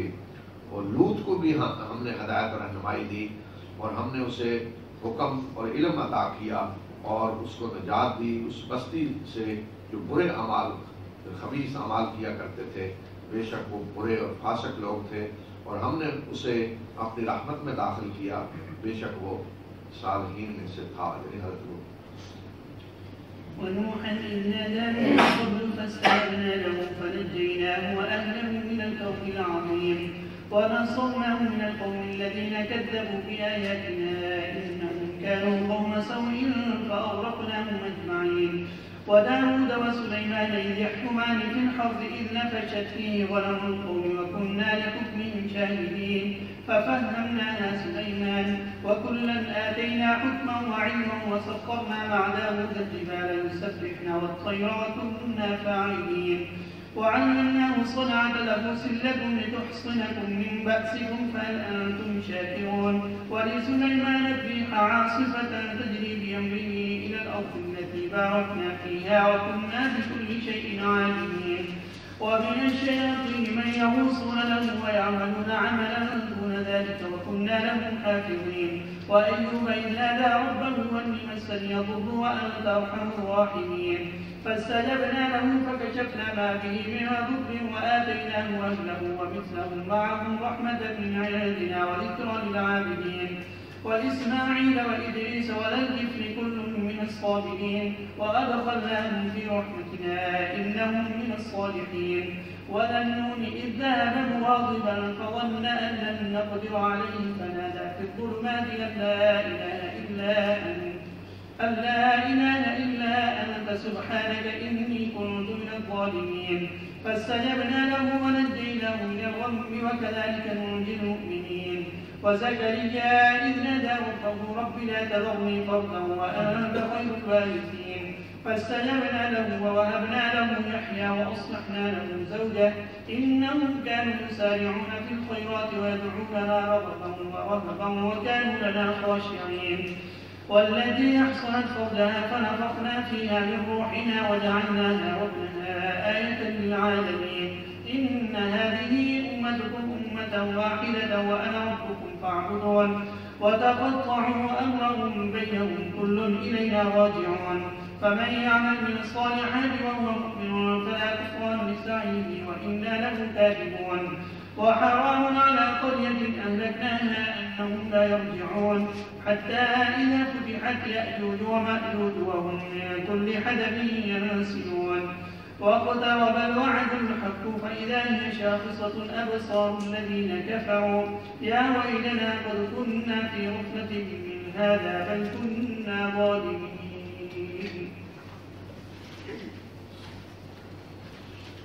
اور نوح کو بھی ہم نے ہدایت دی، اس کی رہنمائی کی جب اس نے اس سے پہلے پکارا اور ہم نے اس کی پکار اس کی دعا کو قبول کیا اور اسے اس کے گھر والوں کو کرب عظیم سے نجات دی، یعنی طوفان میں جب عذاب آیا باقی لوگوں کو تباہ کیا اور اسے ہم نے بچایا اور اس قوم کے مقابلے میں ہم نے مدد کی جنہوں نے ہماری آیات کو جھٹلایا، بے شک وہ برے لوگ تھے تو ہم نے ان سب کو غرق کر دیا۔ اور داؤد اور سلیمان کی بھی ہم نے رہنمائی کی جب وہ ایک کھیتی کے بارے میں فیصلہ کر رہے تھے جس میں رات کو لوگوں کی بکریاں پھیل گئی تھیں اور ہم اس کے فیصلے کے گواہ تھے اور ہم نے اس کی صحیح سمجھ سلیمان کو عطا کی اور ہر ایک کو ہم نے حکم اور علم عطا کیا۔ اور داؤد کے ساتھ ہم نے پہاڑوں اور پرندوں کو مسخر کیا جو تسبیح کرتے تھے اور یہ سب کرنے والے ہم ہی تھے اور ہم نے اسے تمہارے لیے زرع بنانے کا علم عطا کیا تاکہ وہ تمہیں آپس کی مار سے بچائے، کیا تم شکر کرنے والے ہو؟ اور سلیمان کے لیے ہم نے تیز ہوا کو مسخر کیا جو اس کے حکم سے اس سرزمین کی طرف چلتی جس میں ہم نے برکت رکھی ہے اور ہم ہر چیز کو جاننے والے تھے، اور شیاطین کو اس کے لیے مسخر کیا جو اس کے لیے غوطہ خوری کرتے اور اس کے علاوہ اور بھی کام کرتے اور ہم ہی ان کی نگرانی کرنے والے تھے۔ تو یہاں حضرت سلیمان اور داؤد کے سلسلے میں جو فرمایا کہ ایک فیصلہ وہ کر رہے تھے، تو یہ کیس حضرت سلیمان کے پاس یہ آگے بھی ذکر آ رہا ہے اس کا کہ حضرت داؤد کے پاس داؤد اس وقت بادشاہ تھے اور ان کے بیٹے حضرت سلیمان تھے، تو دونوں باپ بیٹا موجود تھے۔ تو کیس آیا کہ کسی کی بکریاں رات کو کھیتی میں پڑی اور کھیتی ساری کھا گئی، ختم۔ تو اب کیس جب آیا تو حضرت داؤد نے فیصلہ کر دیا کہ بکریاں جو ہیں وہ کھیت والے کو دے دی جائیں، بس جتنا نقصان ہوا ہے اس کو دے دیں۔ تو حضرت سلیمان بھی سن رہے تھے، انہوں نے کہا کہ نہیں، اس کی بجائے دوسرا فیصلہ زیادہ بہتر ہے، اس کی بجائے یہ ہونا چاہیے کیا کہ بکریاں کھیت والے کو دے دی جائیں، اس سے فائدہ اٹھائے اور بکریوں والا جو ہے وہ کھیت کو اسی طرح تیار کرے جس طرح وہ تھا پہلے، اس میں اسی طرح دوبارہ بیجے فصل جو تھی اور تیار کر کے، اور جب اسی طرح کی فصل ہو جائے تو وہ کھیت والے کو دے دے اور اپنی بکریاں واپس لے لے، اس وقت تک کھیت والا بکریوں سے فائدہ اٹھائے۔ یہ حضرت سلیمان نے فیصلہ کیا۔ تو اللہ تعالیٰ فرما رہے ہیں کہ ہم دیکھ رہے تھے ان کا فیصلہ اور ہم نے صحیح سمجھ سلیمان کو عطا کی اور ہر ایک کو ہم نے حکم اور علم عطا کیا، دونوں کو۔ داؤد کے پاس بھی وہی حکم تھا، حکم سے مراد قوت فیصلہ۔ تو انبیاء کو اللہ تعالیٰ جو خاص چیزیں عطا کرتا ہے ان میں سے ایک جیسے ہے نا تعویل الاحادیث، بات کی حقیقت تک پہنچنا، تو جو اعلیٰ درجہ ہوتا ہے دنائی کا، اعلیٰ درجہ دنائی اور فراست کا، ایک آدمی بات کر رہا ہے تو کہاں سے کر رہا ہے پہچان لینا، فراست اس کی بات کے اندر کیا ہے، کہاں سے بول رہا ہے، یہ ہوتی فراست اعلیٰ درجے کی، دنائی اعلیٰ درجے۔ ایک یہ اللہ کی ہر نبی کو عطا ہوتی ہے، اور دوسری چیز قوت فیصلہ، حکم جسے قرآن نے کہا ہے نا، یہ بھی اللہ کے ہر نبی رسول کو عطا کی جاتی ہے، قوت فیصلہ ہوتی ہے ان کے اندر، صحیح فیصلہ کرنا۔ پھر علم نبوت کا تھا، ہمارے ہر ایک کو، داؤد سلیمان میں ہر ایک کو ہم نے قوت فیصلہ دی اور علم عطا کیا، لیکن یہاں صحیح فیصلہ جو ہے اس کی سمجھ ہم نے سلیمان کو دی۔ تو بالکل یہی وہ چیز ہے جسے آج ہم کہتے ہیں فقہاء کے جو اختلافات ہیں نا، وہ بالکل یہی چیز ہے کہ ہر ایک کو اللہ نے علم دیا ہے، ہر ایک کے اندر صلاحیتیں ہیں، اجتہاد کی، انہوں نے اخلاص کے ساتھ اجتہاد کیا سارا، لیکن بہرحال کسی کو کسی چیز کی زیادہ سمجھ اللہ دے دیتا ہے کسی وقت۔ تو یہ ہے فرق جو آج ہمیں نظر آتا ہے فقہاء میں، حضرت تک امام حنیفہ رحمۃ اللہ علیہ تک شاگرد ان سے اختلاف کر رہے ہیں، اس میں بھی کہیں آپ کو نظر آئے گا امام محمد کی رائے بڑی شاندار ہے، یہاں ایسا لگتا ہے جیسے انہوں نے معاملے کو زیادہ سمجھا ہے، کہیں آئے گا امام یوسف نے زیادہ اچھا سمجھا ہے، کہیں آئے گا امام مالک نے زیادہ سمجھا۔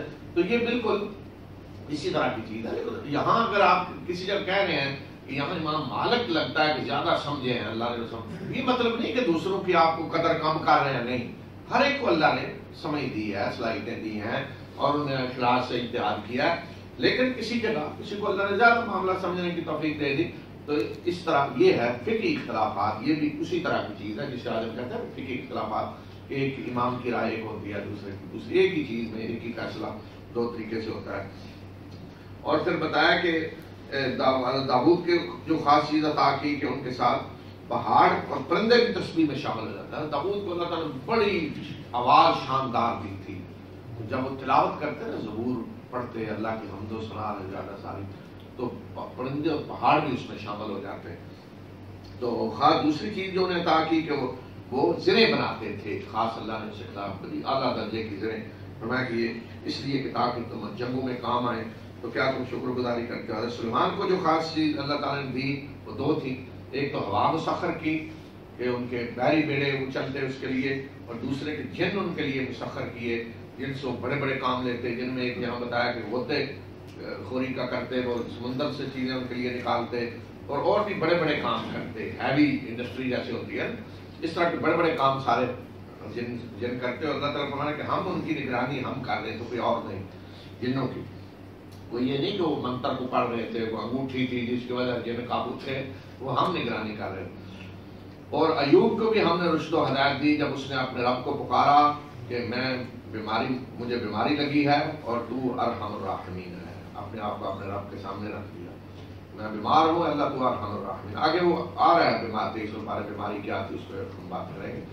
ہم نے اس کی دعا کو قبول کیا اور جو اس سے بیماری تھی اس بیماری کو دور کیا اور اس کو اس کے اہل و عیال دیے اور ان جتنے اور بھی اپنی طرف سے رحمت کے طور پہ اور عبادت گزاروں کے لیے یاد دہانی کے لیے.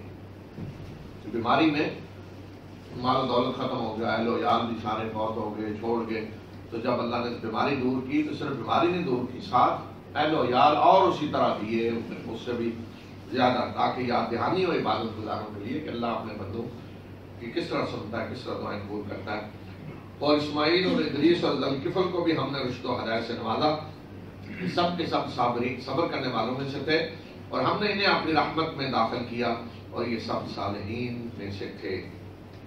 اور مچھلی والے کو بھی ہم نے رشد و ہدایت دی جب وہ غصے میں چلا گیا اور اس نے سمجھا کہ ہم اس پہ سختی نہیں کریں گے، اور اس نے تاریکیوں میں پکارا کہ اے اللہ کوئی الہ نہیں ہے تیرے سوا، پاک ہے تو اور میں ظالموں میں سے ہوں. مچھلی والے کون ہے؟ حضرت یونس. لیکن اللہ تعالیٰ کتنی محبت سے مچھلی والا، اللہ کا بندہ، خاص نام ہے مچھلی والا بھی، کہ جو ناراض ہو کے چلے گی قوم، ایمان نہیں لا رہی، چھوڑ کے چلے گی، عذاب آ جائے گا تو میں تو جا رہا ہوں. تو اللہ کا قانون یہ ہے کہ اللہ کا رسول قوم کو اس طرح چھوڑ کے نہیں جائے گا. اللہ کی اجازت ہوگی تو جس وقت اللہ بتائے گا فلاں منٹ سیکنڈ پہ قوم کو چھوڑنا، اس میں چھوڑا جائے گا. حضرت یونس چھوڑ کے چلے گئے غصے میں، تو سمجھا کہ کوئی ہم نہیں گرفت نہیں کریں گے، کوئی بات نہیں، چھوڑ دیا گیا. لیکن ایسا نہیں ہوتا، اللہ نے معمور کیا ہے تو اللہ کے حکم سے پہلے تو نہیں جانا. تو اس لیے اللہ نے گرفت کی. گرفت کیا کی کہ مچھلی کے پیٹ میں چلے گئے، آزمائش میں اللہ نے ڈال دیا. لیکن مچھلی کے پیٹ میں بھی پھر اس آزمائش میں بھی وہ کامیاب ہوئے اور ان تاریکیوں کے اندر اپنے رب سے دعا کی کہ اللہ تیرے سوا کوئی معبود حقیقی نہیں ہے اور تو پاک ہے کہ تیرے اندر کوئی عیب، نقص، کمزوری، غلطی ہو. میں ظالموں میں سے، غلطی مجھ سے ہوئی ہے، خطا مجھ سے ہوئی ہے، معاف فرما. ہم نے اس کی دعا کو قبول کیا اور اسے غم سے نجات دی اور اسی طرح ہم مومنوں کو نجات دیتے ہیں. یہ ہے وہ آیت جسے کہا گیا آیت کریمہ، یعنی یہ آیت جس کی بنیاد پر اللہ تعالیٰ نے کی دعا کو قبول کیا اور مچھلی کے پیٹ سے انہیں نکالا، اس غم سے نجات دی. اور اللہ تعالیٰ کا وعدہ ہے کہ اسی طرح ہم مومنوں کو نجات دیتے ہیں. رسول صلی اللہ علیہ وسلم سے پوچھا گیا کیا یہ حضرت یونس کے لیے ہے یا سب کے لیے؟ اگر یہ پڑھیں گے تو آپ فرمایا کہ آ کے دیکھتے نہیں کہ اللہ تعالیٰ فرما رہا ہے کہ اسی طرح ہم مومنوں کو نجات دیں. یعنی جو بھی آیت پڑھے گا اللہ تعالیٰ نجات دے گا. لیکن وہ دل سے نکل رہی، اس طرح نہیں کہ کرائے پہ پڑھا رہے. جو آج ہم نے قرآن کو سمجھ جیسے کوئی منتر ونتر ہوتا ہے، بس یہ اتنا کر دیں گے تو خود نتیجہ نکل جائے گا. یہ نہیں ہے، یہ قرآن ہے، اللہ کی کتاب ہے. تو یہاں یہ دیکھا جائے کہ دل سے اگر ایک آدمی واقعی غم میں مبتلا ہے، غم میں اپنے رب کو پکارتا ہے، دل سے اس کے پکار نکل رہی ہے، اللہ غم دور کرے گا. لیکن اگر کوئی سمجھتا ہے وہ کہ لوگ لے آئیں وہ جی وہ لے کے گٹھلیاں لگے ہوئے ہیں، آج تو خیر الیکٹرانک ہو گیا ہے، کمپیوٹر یہ پہلے دفعہ پڑھ لیا ہے، اس سے کیا ہو جائے گا؟ کچھ نہیں ہوگا۔ اب ترجمہ دیکھیں نا، اب پڑھنے والے کہہ رہے ہیں کہ اللہ تو پاک کہتے ہیں سب محمودی میں ظالم، اور بات اکثر یہ ہوتا ہے کہ جو بلا کے لاتا ہے نا وہ خود پڑھتا بھی نہیں، اس نے تو ایک دفعہ بھی نہیں کہا میں ظالم ہوں، مجھ سے کوئی غلطی ہوئی ہے، وہ تو اپنی کوئی غلطی ماننے کے لیے تیار نہیں، توبہ کرنے کے لیے تیار نہیں، دوسرے کہتے پھریں گے، انہوں نے کہہ رہے ہیں اس سے کیا ہوگا؟ یہ مذاق ہے جو ہم دین کے ساتھ کر رہے ہیں، قرآن کے ساتھ کر رہے ہیں، اس میں کوئی شک نہیں کہ اس آیت کو اگر کوئی پڑھے گا بالکل وہی نتائج نکلیں گے جو یہاں بتائے گئے ہیں، اللہ ہم سے نجات دے گا، یہ اللہ کا وعدہ ہے، لیکن کچھ تجربہ کر کے دیکھیں صحیح جو ہے طریقہ اس طریقے سے۔ اور زکریا کو بھی ہم نے، زکریا کی بھی ہم نے رہنمائی کی، ہدایت دی، جب اس نے اپنے رب سے دعا کی کہ اے پروردگار مجھے اکیلا نہ چھوڑ، بے شک تو بہترین وارث ہے، جو پیچھے گزرا ہے ان کا واقعہ سورہ مریم میں، اور ہم نے اس کی دعا کو قبول کیا اور اسے یحییٰ عطا کیا، اور ہم نے اس کی بیوی کو اس کے لیے سازگار بنا دیا، جو باندھ تھی ان کو صحیح کر دیا۔ بے شک یہ سب لوگ بھلائیوں کے کاموں میں بڑھ چڑھ کر حصہ لیتے تھے اور ہم سے دعا کرتے تھے رغبت اور رہبت میں، اور یہ ہم ہی سے ڈرنے والے ہم سے مانگتے۔ رغبت کیا ہوتا ہے؟ اللہ سے ملنے کی امید، امید اور ڈر کا، دونوں چیزیں، خوف اور ڈر، امید دونوں میں فرمایا ہم سے پکار مانگتے تھے، اور نیکی کے ہر کام میں دوڑ کے حصہ لینے والے تھے۔ کون؟ یہ سارے انبیاء جن کا ذکر ہوا، اور یہ ہمارے آگے ہر وقت لرزاں رہتے تھے، ڈرتے تھے، اللہ کی خشیت کے سے جھکے ہوئے اللہ کے سامنے۔ اور وہ عورت بھی، اس کی بھی ہم نے رہنمائی کی جس نے اپنی عصمت کی حفاظت کی، اور ہم نے اس میں اپنی روح میں سے پھونکا، اور ہم نے اسے اور اس کے بیٹے کو تمام جہاں والوں کے لیے ایک نشانی بنا دیا، یعنی حضرت مریم اور حضرت عیسیٰ۔ اور یہ تمہاری امت ایک ہی امت ہے، میں تمہارا رب ہوں، لہذا میری ہی عبادت کرو۔ یہ تمام انبیاء جو پیچھے گزرے ہیں تو میں کہ سب امت ایک ہی امت ہے۔ کون ہے؟ امت اسلامیہ۔ تو امت اسلامیہ مکہ سے نہیں شروع ہوئی، آج سے 1300 سال پہلے رسول اللہ علیہ وسلم، امت اسلامیہ حضرت آدم سے شروع ہوئی ہے۔ یہ تمام انبیاء مسلمان تھے، ان کے ماننے والے پر ایمان لانے والے مسلمان، تو یہ امت اسلامیہ شروع سے چلی آ رہی ہے، اور یہ وہ امت ہے جس کی بنیاد کسی رنگ اور نسل اور زبان اور علاقے اس پہ نہیں۔ لیکن عرب تصور کیا جا سکتا، عرب یہودیوں کے کسی کو مان لیں، لیکن قرآن نے منوایا نا، عرب تو عربیت کا تعصب تھا نا، آج کتنا دیکھ لیں جی، اس وقت تو اور زیادہ تھا۔ تو عربوں کو کہا کہ یہودیوں کے اندر جتنے نبی بنی اسرائیل میں آئے ان کو ماننا پڑے گا، مانا نا، کہ ایک کا بھی انکار کرو گے تو کافر۔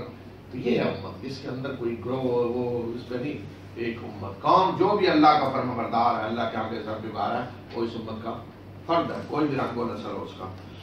اور ان لوگوں نے اپنے دین کو اپنے درمیان ٹکڑے ٹکڑے کر لیا، اور یہ سب کے سب ہماری طرف پلٹ کر آنے والے ہیں۔ امت تو ایک ہی تھی، لوگوں نے آگے اپنے آپ کو بانٹ لیا ٹکڑوں میں۔ اور جو بھی نیک عمل کرے گا بشرطے کہ وہ مومن ہو تو اس کی کوشش کی نہ قدری نہیں کی جائے گی، اور بے شک ہم اس کے لیے لکھنے والے ہیں، اس کا سب کچھ ریکارڈ ہم لکھ رہے ہیں۔ جو بھی وہ کوشش کرے گا اس کی نہ قدری نہیں ہوگی، قدر ہوگی۔ اور جس بستی کو ہم نے ہلاک کر دیا تو ان پہ حرام ہے کہ وہ واپس پلٹ کر آئیں۔ جو بستی ہلاک ہوگی تو اب یہ نہیں ہو سکتا واپس پلٹ آئیں، حرام ہے کہ واپس پلٹ کر آئیں، یہاں تک کہ جب یاجوج ماجوج کو چھوڑ دیا جائے گا اور وہ ہر بلندی سے نکل کھڑے ہوں گے، اور قیامت کا وعدہ حق قریب آ جائے گا، اور لوگوں کی آنکھیں پتھرائی رہ جائے گی، اور ان لوگوں کی آنکھیں پتھرائی رہ جائیں گی جنہوں نے کفر کیا، اور وہ کہیں گے کہ ہائے ہماری بدبختی کہ بے شک ہم اس چیز سے غفلت میں پڑے ہوئے تھے، بلکہ ہم تو ظالم تھے۔ یہاں پھر یاجوج ماجوج کا ذکر آ گیا کہ قیامت سے پہلے جو فتحت۔ اب اچھا لوگوں نے اس سے سمجھ لیا کہ فتحت کا مطلب یہ ہے کھول دیا، مطلب یہ کہیں میں باندھا ہوا ہے، جکڑا ہوا ہے، بیڑیاں پہنائی ہوئی ہیں، ڈھونڈتے پھرتے ہیں، تو یہ مطلب نہیں ہوتا۔ مطلب یہ ہوتا ہے کہ حالات ایسے بن جائیں گے کہ نکل کھڑے ہوں، روکا ہوا ہے اللہ نے، ابھی حالات ایسے ہیں کہ رکے ہوئے ہیں، کوئی نہیں کہ اللہ نے آگے کوئی وہ دیوار بنائی ہوئی ہے یا باندھ کے رکھا، لوگ ڈھونڈ رہے ہیں جو وہ باندھے ہوئے ہیں، کس سے بھی سنائیں گے جو وہ تو باندھا ہوا نہیں ہے کسی کو اللہ نے، کہ وہی قومیں ہیں چائنا روس والے، تو کھول دیے جائیں گے، یعنی حالات ایسے بن جائیں گے کہ دوبارہ یہ وہاں سے اپنے علاقوں سے نکل کھڑے ہوں گے لڑائی کرنے کے لیے، اور پھر ہر اونچائی سے ہر جگہ سے گویا کہ آ رہے اتنی دنیا مخلوق موجود کی طرح. اور آج دیکھ رہے آبادی چائنا کی، اگر یہ دنیا میں الغار کر دیں تو کون ان کے آگے ٹھہرے گا؟ پھر کیا اثر کیا ہوگا سوچ لیں. اور اقتصادی الغار تو کر دیا انہوں نے، فوجی الغار بھی ہو سکتی ہے آگے. تو اس وقت ہمارا وعدہ حق یعنی قیامت کا وقت قریب ہوگا، اور پھر قیامت آ جائے گی. پھر وہ لوگ جنہوں نے جھٹلایا ان کی آنکھیں وہ بتا جائیں گی کہ کیا ہو گیا اور ہم تو غافل تھے. پھر اقرار کریں گے کہ نہیں ہم تو ظالم تھے. إنكم وما تعبدون من دون الله حصب جهنم أنتم لها واردون لو كان هؤلاء آلهة ما وردوها وكل فيها خالدون لهم فيها زفير وهم فيها لا يسمعون إن الذين سبقت لهم منا الحسنى أولئك عنها مبعدون لا يسمعون حسيسها وهم فيما اشتهت أنفسهم خالدون لا يحزنهم الفزع الأكبر وتتلقاهم الملائكة هذا يومكم الذي كنتم توعدون يوم نطوي السماء كطي السجل للكتب كما بدأنا أول خلق نعيده وعدا علينا إنا كنا فاعلين ولقد كتبنا في الزبور من بعد الذكر أن الأرض يرثها عبادي الصالحون إن في هذا لبلاغا لقوم عابدين وما أرسلناك إلا رحمة للعالمين قل إنما يوحى إلي أنما إلهكم إله واحد فهل أنتم مسلمون فإن تولوا فقل آذنتكم على سواء وإن ندري قريب أم بعيد ما توعدون إنه يعلم الجهر من القول ويعلم ما تكتمون وإن ندري لعله فتنة لكم ومتاع إلى حين قال رب احكم بالحق وربنا الرحمن المستعان على ما تصفون. بے شک تم اور جنہیں تم اللہ کے سوا پوجتے ہو تم سب جہنم کا ایندھن بننے والے ہو اور تم سب اس میں داخل ہونے والے ہو. کن کو کہا جا رہا ہے؟ مشرکوں کو، جن کو تم پوج رہے ہو تم اور سب جہنم کا ایندھن بننے والے ہو، تمہارے معبود بھی.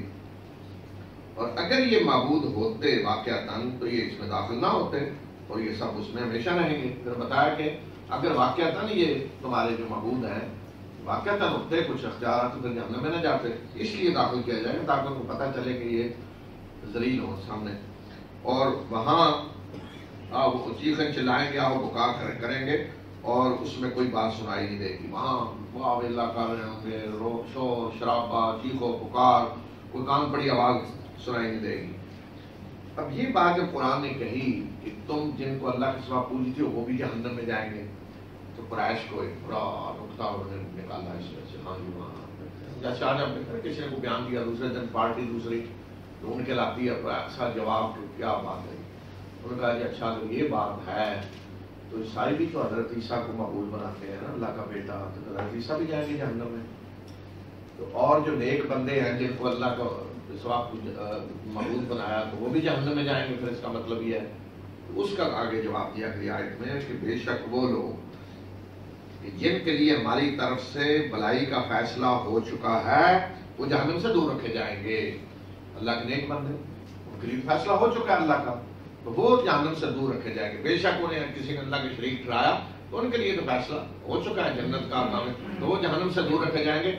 وہ تو اس کی آہٹ کو بھی نہیں سنیں گے، کہیں ذرا آواز بھی نہیں اس کی سنیں گے، اور وہ اپنی دل پسند چیزوں میں ہمیشہ رہیں گے. جو وہ چاہیں اس کی زندگی، جو اللہ سے مانگ رہے ہیں مل رہا ہے، جو خواہشیں پوری ہو اس طرح کی کامیاب زندگی میں ہمیشہ رہیں گے.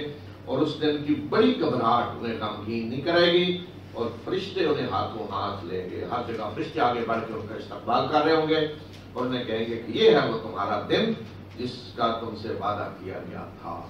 ہر جگہ فرشتے استقبال کر کے بتا رہے ہوں گے کہ یہ ہے وہ دن جس کا تم سے وعدہ کیا جاتا تھا. یہ دن ہے آج تمہاری کامیابی ہے، تم ہو آج معزز اللہ کے مہمان.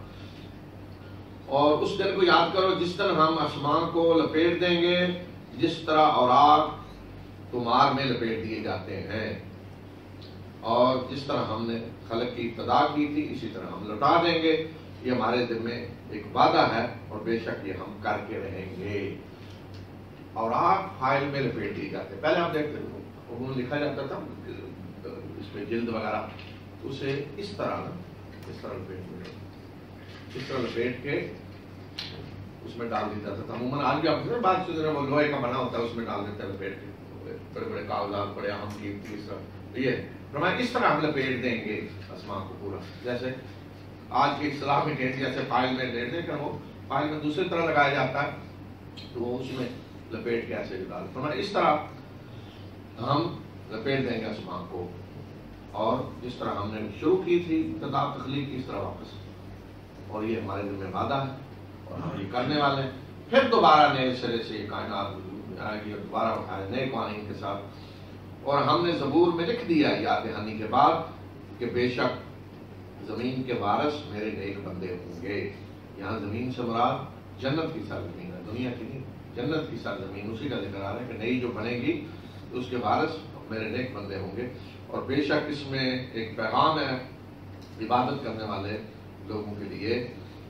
اور اے نبی صلی اللہ علیہ وسلم ہم نے آپ کو تمام جہاں والوں کے لیے رحمت بنا کر بھیجا ہے, کہ ہم آپ کو بھیجنے والے ہیں. کیوں کہ رحمت تمام جہاں والوں کے لیے, صرف انسانوں کے لیے بھی نہیں, تمام جہانوں کے لیے آپ رحمت ہیں. حتیٰ کہ جانوروں کے لیے, کیڑے مکوڑوں کے لیے, فصلوں کے لیے, جنگلوں کے لیے, سمندروں کے لیے, ہر چیز کے لیے اللہ کے رسول رحمت بن کر. اس لیے کہ اللہ کا دین جب صحیح آئے گا نا پوری زمین میں رحمت ہی رحمت چھا دے گی, ہر طرف نفسات پھیل جائے گا, سمندر بھی برباد ہو جاتے ہیں. آپ دیکھیں جنگوں میں وہ تیل سارا جا کے سمندروں میں ڈال دیا, مچھلیاں ساری مر گئی, تو عذاب ہے نا. سمندری جانور بھی عذاب آ جاتے ہیں مصیبت میں جب ظالم اس طرح کے رکھتے کرتے ہیں. کہہ دیجیے کہ میری طرف وحی کی گئی ہے کہ تمہارا معبود ایک ہی معبود ہے, کیا تم سر جھکاتے ہو, کیا تم اس کی فرمانبرداری کرتے ہو, مسلمان بنتے ہو؟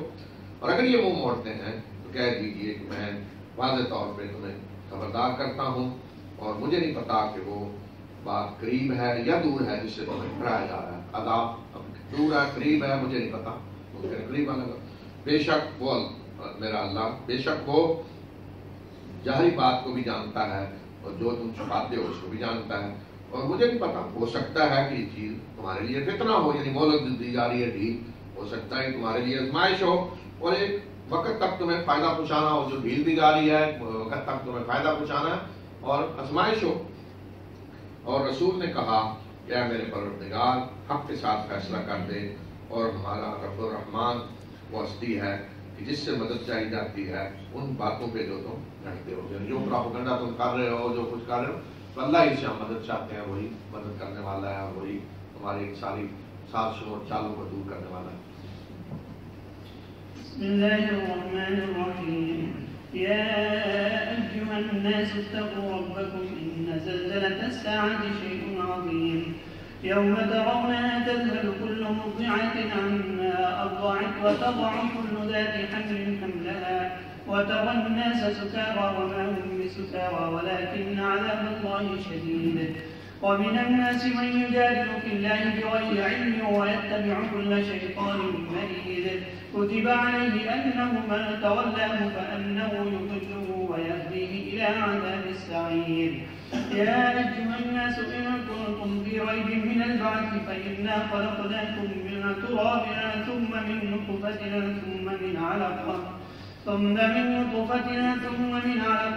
ثم من مضغة مخلقة وغير مخلقة لنبين لكم ونقر في الأرحام ما نشاء إلى أجل مسمى ثم نخرجكم طفلا ثم لتبلغوا أشدكم ومنكم من يتوفى ومنكم من يرد إلى أرض العمر لكي لا يعلم من بعد علم شيئا وترى الأرض هامدة فإذا أنزلنا عليها الماء اهتزت وربت وأنبتت من كل زوج بهيج ذلك بأن الله هو الحق وأنه يحيي الموتى وأنه على كل شيء قدير وأن الساعة آتية لا ريب فيها وأن الله يبعث من في القبور. ومن الناس من يجادل في الله بغير علم ولا هدى ولا كتاب منير ثاني يعظ فيه ليضل عن سبيل الله له في الدنيا خزي ونذيقه يوم القيامة عذاب الحريق ذلك بما قدمت يداك وأن الله ليس بظلام للعبيد. ومن الناس من يعبد الله على حرف فإن أصابه خير اطمأن به وإن أصابته فتنة انقلب على وجهه خسر الدنيا والآخرة ذلك هو الخسران المبين يدعو من دون الله ما لا يضره وما لا ينفعه ذلك هو الضلال البعيد يدعو لمن ضره أقرب من نفعه لبئس المولى ولبئس العشير إن الله يدخل الذين آمنوا وعملوا الصالحات جنات تجري من تحتها الأنهار إن الله يفعل ما يريد من كان يظن أن لن ينصره الله في الدنيا والآخرة فليمدد بسبب إلى السماء ثم ليقطع فلينظر هل يذهبن كيده ما يغيظ وكذلك أنزلناه آيات بينات وأن الله يهدي من يريد إن الذين آمنوا والذين هادوا والصابئين والنصارى والمجوس والذين أشركوا إن الله يفصل بينهم يوم القيامة إن الله على كل شيء شهيد ألم تر أن الله يسجد له من في السماوات ومن في الأرض والشمس والقمر والنجوم والجبال والشجر والدواب وكثير حق عليه العذاب ومن يهن الله فما له من مكرم إن الله يفعل ما يشاء. بسم اللہ الرحمن الرحیم. یہ سورہ حج ہے. حج تو اس کا نام اس مناسبت سے ہے کہ اس میں حج کا حکم آ رہا ہے کہ لوگوں میں حج کا اعلان کر دیں, ایک علامت کے جس میں حج کا حکم کا ذکر ہے.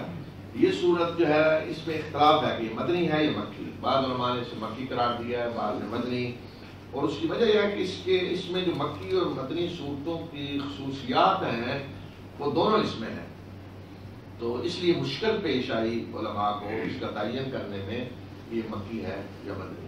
لیکن صحیح بات یہ ہے کہ اس کا کچھ حصہ مدنی ہے اور کچھ مکی, اور مکی وہ گویا کہ جو مجلس سے تھوڑا پہلے نازل ہوا اور پھر آگے مدنی ہے. خصوصاً آیت نمبر 37 تک جو ہے یہ مکی ہے, اور اس کے آگے جو ہے وہ اس میں پھر کوئی شک نہیں کہ وہ تو مدنی ہے. تو مکی حصہ جو ہے اس میں زیادہ تر وہی موضوع ہے توحید رسالت اور آخرت کا. ابتدا ہو رہی قیامت کے ذکر سے کہ اے لوگوں اپنے رب سے ڈرو, بے شک قیامت کا نزلہ بہت ناک چیز ہے. جس روز تم اسے دیکھو گے تو ہر دودھ پلاتی اپنے بچے سے غافل ہو جائے گی اور ہر حاملہ کا حمل گر جائے گا, اور تم لوگوں کو دیکھو گے وہ نشے میں ہیں, حالانکہ وہ نشے میں نہیں ہوں گے بلکہ اللہ کا عذاب بڑا سخت ہوگا.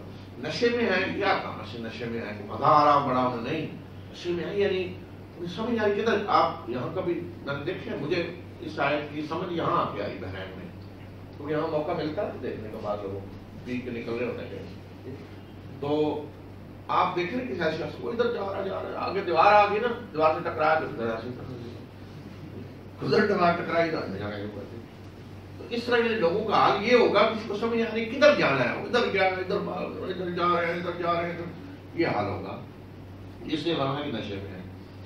اور لوگوں میں سے ایسے بھی ہیں کہ جو اللہ کے بارے میں بحثیں کرتے ہیں بغیر علم کے, اور ہر شیطان سرکش کی پیروی کرتے ہیں.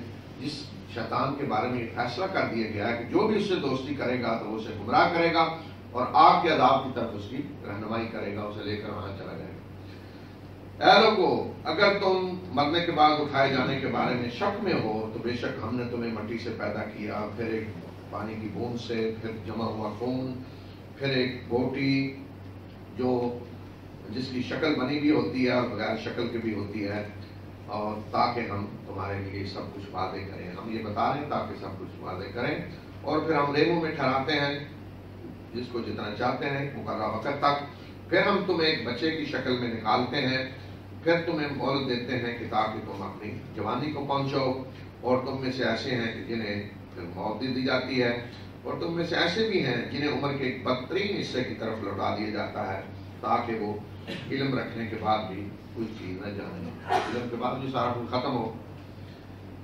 اور تم زمین کو دیکھتے ہو کہ وہ مردہ ہوتی ہے, بنجر ہوتی ہے, ہم اس پر پانی نازل کرتے ہیں جو پھبکتی ہے اور پھول جاتی ہے, اور پھر ہر قسم کی خوش منظر نباتات اگاتی ہے. اور یہ اس لیے کہ اللہ ہی ہے جو حق ہے, اور وہی ہے جو زندگی مردوں کو زندہ کرے گا, اور بے شک وہ ہر چیز پہ قدرت رکھنے والا ہے۔ یہ انسان کی تخلیق کے مراحل ہیں یہاں جو بیان کیے ہیں۔ آگے سورہ مومنون میں بھی آ رہے ہیں، وہاں زیادہ تفصیل ہے، وہاں انشاءاللہ ہم اس پہ بات کریں گے۔ اور بے شک قیامت کی گھڑی آنے والی ہے، اس کے آنے میں کوئی شک نہیں، اور بے شک اللہ ان لوگوں کو قبروں سے اٹھائے گا جو قبروں میں ہیں، زندہ کر کے اٹھائے گا جو قبروں میں ہیں، اور لوگوں میں سے ایسے بھی ہیں جو اللہ کے بارے میں بحثیں کرتے ہیں بغیر کسی علم اور بغیر رہنمائی کے اور بغیر کسی روشنی دکھانے والی کتاب کے، کوئی ان کے پاس علم نہیں، کچھ نہیں، اللہ کے بارے میں بحثیں کر رہے ہیں اپنے سینوں کو جھٹکتے ہوئے تاکہ وہ اللہ کے راستے سے لوگوں کو گمراہ کریں، اور ایسے شخص کے لیے دنیا کی زندگی میں بھی رسوائی ہے، اور قیامت کے دن ہم اسے آگ کے عذاب کا مزہ چکھائیں گے۔ آپ نے پہلو جھٹکتے ہوئے سینوں کے تکبر غرور کے ساتھ وہ بحث کر رہے ہوتے ہیں تاکہ گمراہ کریں دوسروں کو، اور یہ اس لیے ہوگا قیامت کا عذاب، یہ اس لیے کہ جو کچھ اسے کہا جائے گا انسان کو، یہ اس لیے کہ جو کچھ تمہارے ہاتھوں نے کما کے آگے بھیجا، اور بے شک اللہ بندوں پہ ذرا بھی ظلم کرنے والا نہیں۔ آگ میں جب جائیں گے تو کہہ دیا جائے گا تمہاری آپ نے کمائی، اللہ نے کوئی ظلم نہیں کیا۔ اور لوگوں میں سے ایسے بھی ہیں جو ایک کنارے پہ رہ کے اللہ کی عبادت کرنا چاہتے ہیں، اگر اسے کامیابی ہوگی تو مطمئن ہو گیا، اور اگر کوئی فتنہ پہنچا تو وہ واپس اپنے چہرے پہ پلٹ گیا۔ یہ خسارہ ہے دنیا اور آخرت کا، دنیا بھی گئی آخرت بھی، اور یہ ہے واضح خسارہ۔ یہ منافقوں کے بارے میں بتایا کنارے پہ رہ کے، اگر کامیابی ہوئی تو ٹھیک ہے، نقصان لگا تو واپس بھاگ جائے گا کفر کی طرف۔ تو یہ جو ہے نا اس طرح کی آئے، اس وجہ سے علماء کہہ رہے ہیں کہ یہ صورت مدنی ہے، اس لیے منافقوں کا ذکر مدنی صورتوں میں آیا ہے۔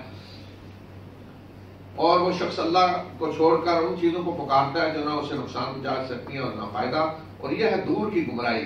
وہ ان کو پکارتا ہے کہ جن کا نقصان نفع سے زیادہ قریب ہے، اور وہ انتہائی برا ہے مولا، اور انتہائی برا ہے ساتھی۔ جن کو پکار رہے ہیں برا مولا انہوں نے بنایا ہوا ہے اور برا ساتھی ہے۔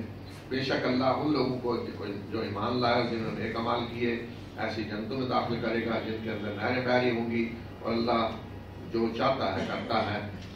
جو شخص یہ سمجھتا ہو کہ اللہ اس کی کبھی مدد نہیں کرے گا دنیا میں بھی آخرت میں بھی، تو وہ ایک رسی لے، اسے آسمان تک تان لے اور پھر اسے کاٹ دے، اور پھر دیکھے کہ کیا اس کی یہ تدبیر اس چیز کو دور کرتی ہے جس میں سے غصہ آ رہا ہے۔ یعنی اگر کوئی سمجھتا ہے کہ نہیں اللہ نہیں مدد کرے گا نہ دنیا میں نہ آخرت میں، تو اور کہیں جا کے پھر دیکھ لے کون ہے اللہ کے سوا جو مدد کرے گا، پھر آسمان پہ چڑھ کے دیکھ لے، وہ رسی لے لے، پھر وہاں سے اسے وہ کاٹ کے دیکھ لے کہ کیا ہوتا ہے، تو اللہ ہی ہے جو مدد کرنے والا ہے دنیا اور آخرت میں۔ اور اسی طرح ہم نے نازل کیا اس کو واضح آیات بنا کر، اور بے شک اللہ رہنمائی کرتا ہے جس کی چاہتا ہے۔ یعنی اس قرآن کو ہم نے واضح آیات کی شکل میں نازل کیا ہے، اور اللہ جس کی چاہتا ہے رہنمائی کرتا ہے۔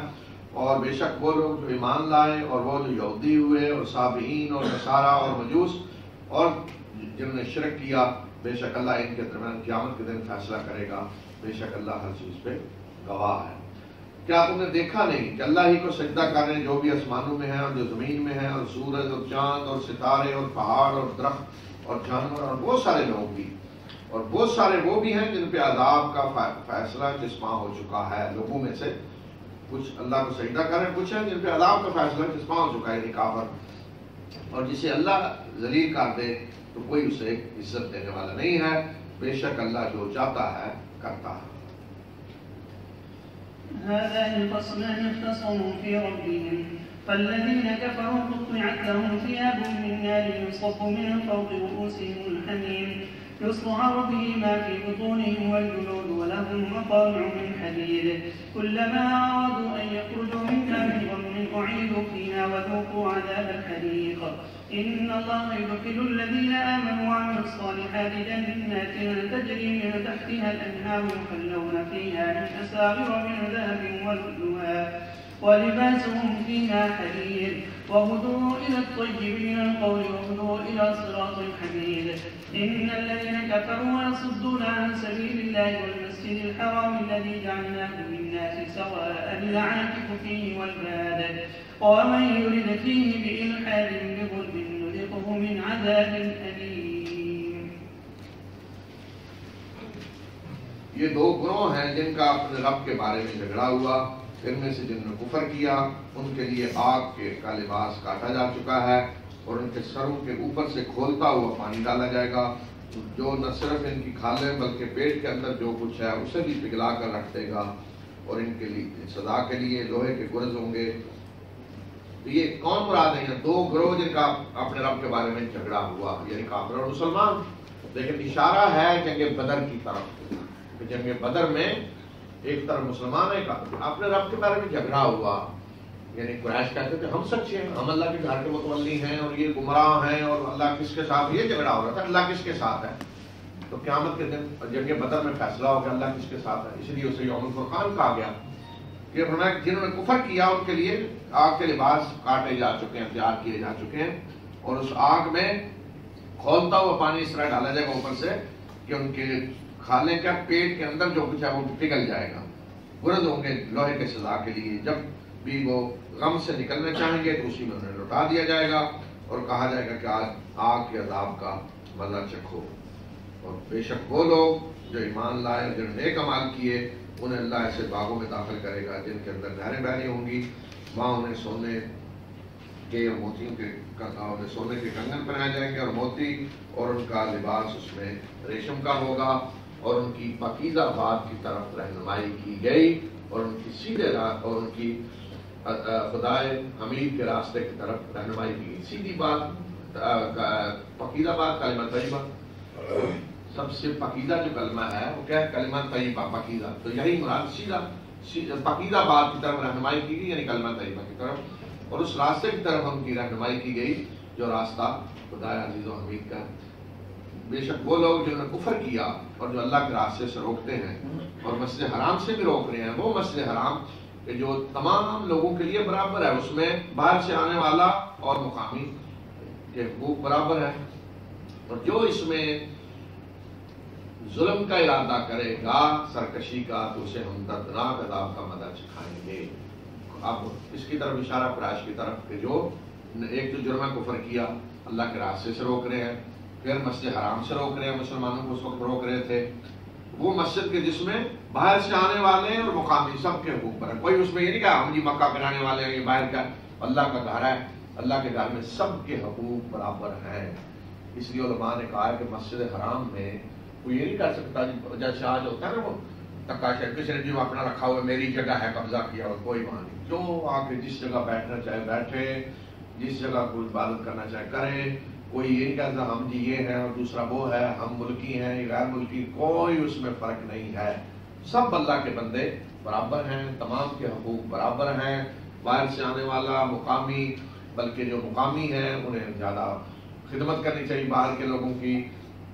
اور حضرت عمر کے دور میں تو اتنی سختی کرتے تھے کہ مکہ والوں کو، اس وقت تو خیر یہ نہیں انتظام ہوتے تھے ہوٹل اور یہ چیزیں جن میں لوگ جا کے ٹھہریں، تو حضرت عمر کہا کرتے لوگوں کو گھروں کے دروازے بند نہ کریں، آپ کے گھر کے شہر میں بھی کوئی آ کے ٹھہرنا چاہتا ہے ٹھہریں، اللہ کا گھر ہے، اس طرح تو نہیں کہ تم قبضے کر لو، یہ زمین فلان کی ہے، یہ سب برابر ہیں یہاں، اور اللہ کے راستے سے کسی کو روکا نہ جائے، سب کے حقوق برابر ہیں، اس کو بھی ہم دردناک عذاب کا مزہ چکھائیں گے۔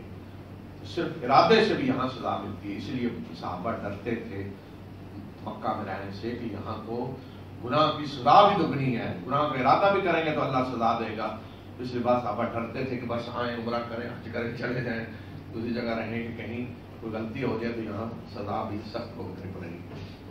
باخر دعوانا